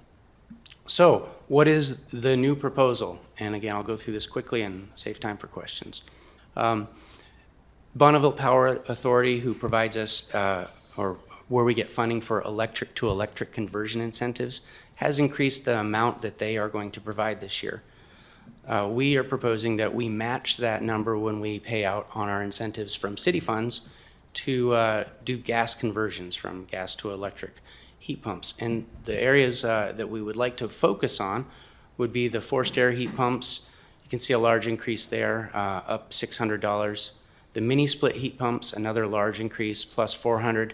The asterisk is because CPAC endorsed $800, and BPA later went up again to $900, and staff and director said, let's look at $900. So CPAC technically endorsed $800 there. And then the heat pump water heaters went up quite dramatically to $1,400. And so those are the BPA numbers that we would like to match with the city numbers. And then going back to how can we do better and how can we reach more people, we have this income qualified 2x multiplier notion, where if you are income qualified, based on the same criteria that this council looked at previously for the utility assistance program, you could qualify for doubling those 3 various heat pump incentives and the EV incentive. So you would have a lot more power moving forward. And when we were looking at this, it was with the lens of tax credits and how tax credits aren't exactly available if you have less taxable income. And how can we be more equitable and fair to those people in our community? Turns out now it's tax credits aren't as big a deal, but we still think it's a good idea. The next layer is we've run into this problem before, is an electric ready incentive. People who want to do something, but when you want to do something, it's usually, when you need to do it, right? Your hot water heater goes out, you have X hot water heater, you're gonna put that style back in because you want hot water tomorrow. So let's allow people to get their panels ready or a circuit ready so they can do the work they need to when the time comes. They can be proactive, upgrade that panel, or they can run a circuit to where they would need to put in their heat pump, for instance, or their hot water heater. So it's an either or scenario. You can pick one of these two. You don't get to do both. And this one has another similar. It's 50% of the cost. The end user would have some skin in the game. They have to pay for part of it, but we're going to help make that a little easier, much like the tax credit notion. And that tax credit, again, that's going to go away, but it was a way to try to be equitable for all populations. And the 100% coverage would apply if you are income qualified. So you can go all the way up to $1,000 or $600 for that individual. And then the last thing is none of our existing incentives are affected or changed, just to make that clear at this point. The motion would be to approve incentives as presented to council if you so choose, but I'm ready to answer any questions you might have. Councilor Bloom? Yeah, just quick question for the incentives is all budgeted for, and Yeah. then but when it's out, we use up that piggy bank. That's it until the next budget. Till the next budget, yeah, that Right. would have to be a new budget question. Okay, thank you. Councilor Dale? Thank you. Excuse me. A couple questions, but one is actually directly tied to Councilor Bloom's question. So what would be the I guess your reporting mechanism intervals? Because I'm struggling with the tax credit for the reason that you said, that we want to make sure that, and I get it, I'm fine with it. It's not, I'm just wanting to help those with low income as best as possible. So is there something that, if we have X amount of funds, and yes, we could, reappropriate or however that is, but I would like to know sooner rather than later what the uptake is based on, LMI versus normal, and if we need to shift or pause one incentive so that we can offer it to folks with lower income. I mean, that data needs to happen sooner rather than later. So were you planning on reporting quarterly uptake or annually, semi-annually? What were you thinking at so that we can have as accurate as real-time data as possible to be able to pivot if we need to maximize these incentives and their usefulness, I guess. Yeah, I was thinking of running reports monthly through Munis to see what the economics look like and check in, and then track those. But two elements that factor into this is we have a few different buckets of city conservation funds that we utilize, and you can interchange and move back and forth from within those buckets. Solar, city conservation incentives, and then our city loan. There are a few things in motion, the USDA RESP loan, that could free up potential money from the loan line item. Unfortunately, we anticipate solar to not be utilized as much moving forward due to the tax credits being removed December 31st. So there's a little wiggle room in there, but I did forecast out. I did a forecast of 100% of 2024 incentive numbers, utilizing with 25% of those incentives being income qualified, so that was an uptick. Then I did a second forecast at 125% increase and a third forecast at 150% increase, again, with 25% sub-allocation to the income qualifieds. So all three of those scenarios pass through under our total budget. It would require a little maneuvering and wiggling around, but again, there's some anticipation that some will be lesser this year. Thank you. I appreciate that. And that's great. And I trust you to do what you need to do, move things around. I just want to, from a council standpoint, it's, the one thing that's worse than bad news is late bad news. So Yeah. we need to be able to have that information so that we can, make real-time decisions and be as flexible and as efficient as possible. And then the other question I had, it kind of goes back to your earlier presentation, which I appreciate. I understand that you're, doing the best you can with the resources that you have, and we all certainly appreciate that. But is there any consideration relative to taking advantage of leveraging private partnerships with nonprofits in town? I know we can go out and hire a consultant from Portland or Tennessee or somewhere, but we have an incredible amount of knowledge and skill set and willingness. What is our appetite to really just formally engage a local nonprofit organization that knows what they're doing, that can administer these things? Nothing, certainly. I'm just trying to get you the resources that you need, right? Sure. Has there been any consideration to something like that in the future to be able to execute on these and all of the other things that are, working towards the goals in the updated seat? I would say as far as a formal partnership of sorts, no. Informal collaboration, certainly, and ongoing. I think that's an area for growth. I've been talking with the local nonprofit organizations and trying to see how we can collaborate, how we can work, and how I can, moving forward, integrate them into some of the work we do. For instance, working on this new home energy score project, they're interested in participating in that, potentially being qualified as assessors, and that could be a real help to us as we have Dan Cunningham doing about 150 home energy audits a year. Now we have the Energy Assistance Program requiring energy audits, so his list and his waiting line is only going to get longer. We have this short term to get a home energy score program jump-started and integrate our local nonprofits into it. So I think that's one area that we could really work and use them moving forward. Councilor Sherrill? Thanks, Chad. Great work that you're doing. It was really cool to get to hear about that and meet you and talk last week at the Recycle Center, so thanks for that. Question relating to the incentives for, use example A, B, or C.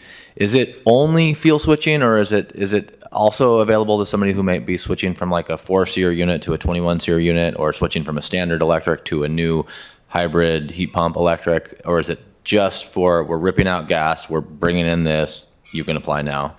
Yeah, I think the distinction there is which funding bucket it comes from. Essentially, with our BPA contract, we pay in, and then we get essentially reimbursed for when we do electric conversions, increasing the efficiency through conservation measures, like a radiant baseboard heat, right? We can definitely go in there with our BPA funds and switch that out. At this rate, you'll see on your screen as of October 1st, that's what's available for an electric conversion through BPA. There are some detailed requirements, like it's got to be an HPSF2 or 8.5 to HPSF2, 8.5, yeah. There's a lot of acronyms there. But there's an entire manual that spells out which elements we can offer. And so we're trying to match our elements and requirements to the BPA manual. So it's going to be on par.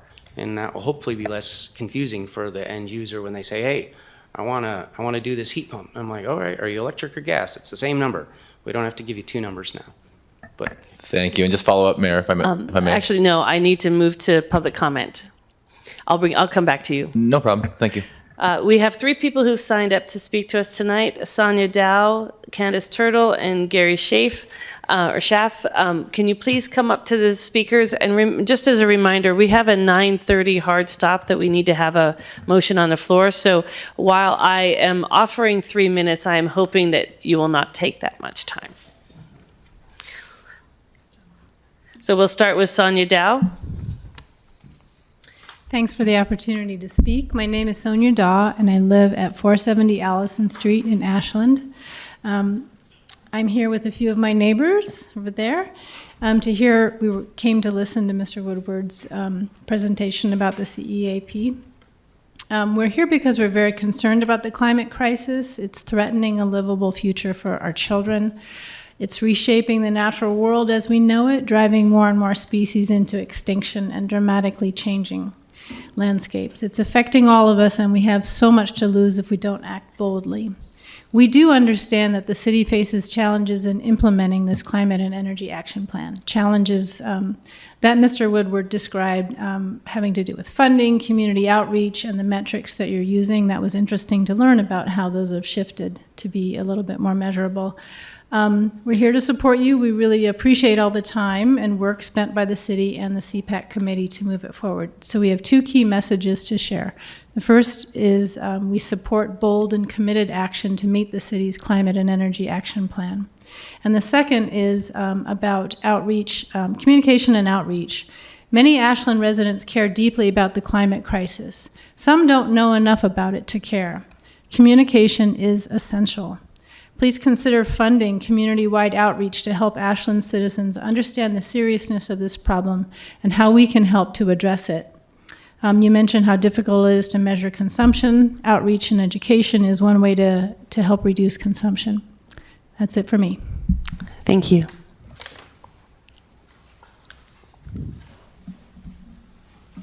Good evening, Mayor and City Council. My name is Candace Turtle, and I'm a longtime Ashland resident and a board member and co-founder of the Ashland Climate Collaborative.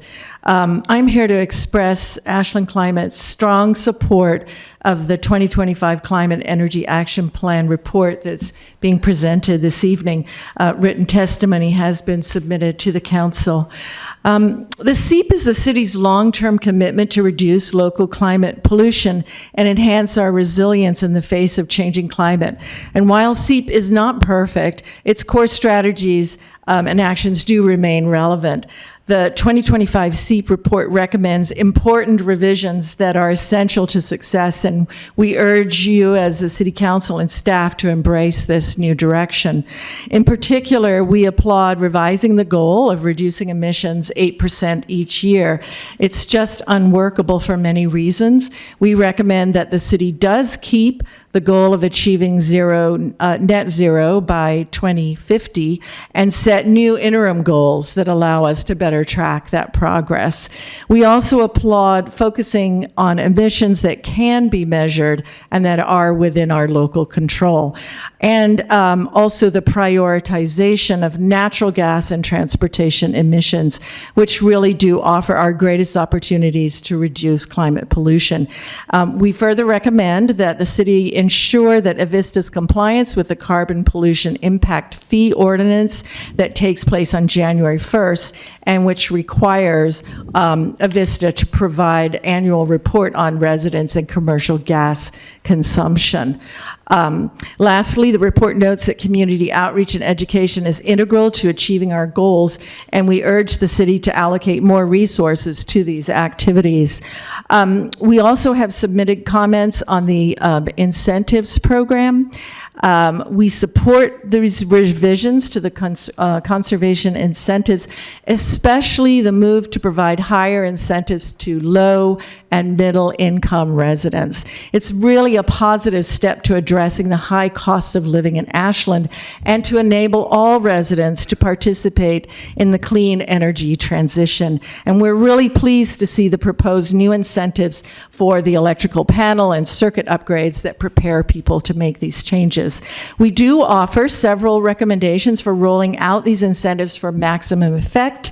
One, that the city should provide regular reporting on the uptake of the incentives, that the should be an expanded scope of its free home energy assessments, and that we can't rest, we need to keep doing more to help renters. This is the first revision in many years, and we hope that there'll be evaluation of these changes. And thank you so much for considering these recommendations and for your continued commitment to climate action. Thank you.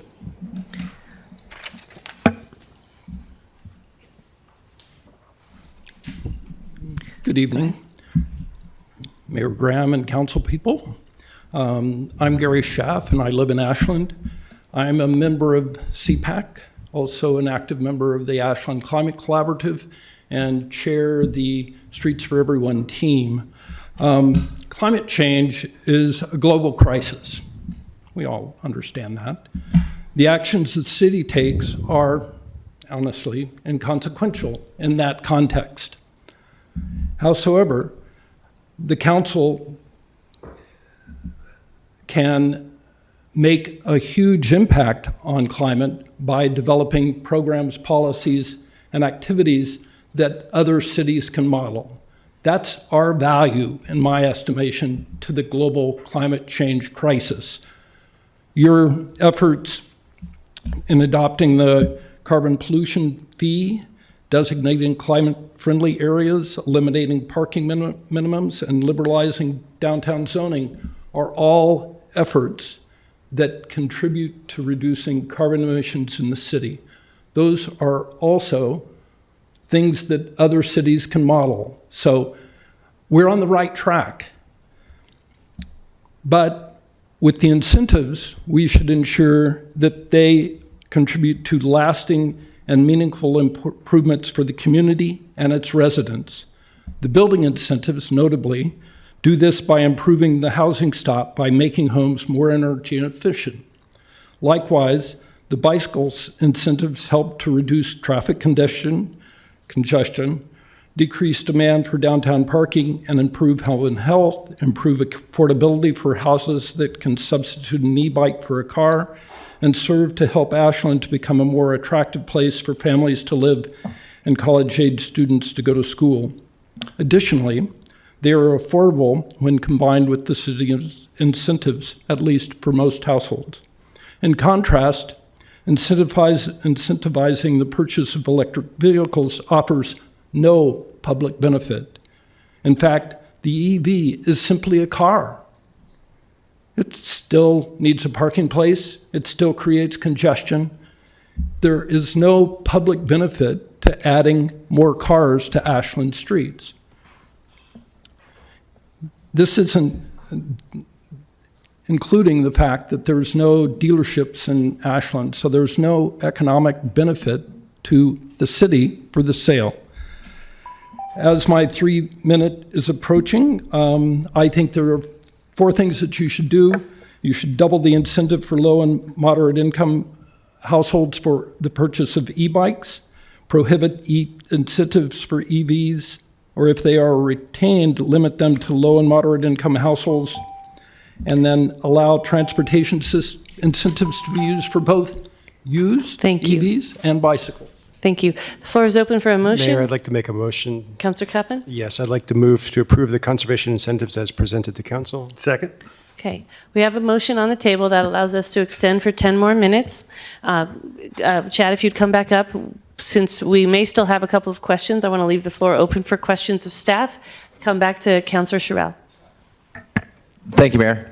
Yeah, the incentive slide that you had up, Chad, I was just wanted to confirm that with this vote, it doesn't change any of the incentives that are currently in place, and it just adds these additionals that are mirroring the language of the Bonneville Power Authority updates. That's Thanks. correct. Councilor Hanson. Thank you.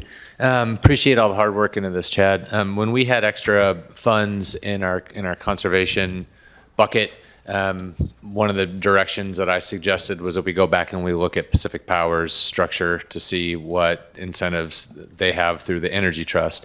And you may have noted that that solar within reach for working class folks has been a huge addition to Energy Trust's portfolio, spreading a lot of solar around, helping homeowners lower their costs and lock in their utility rates for the life of that system.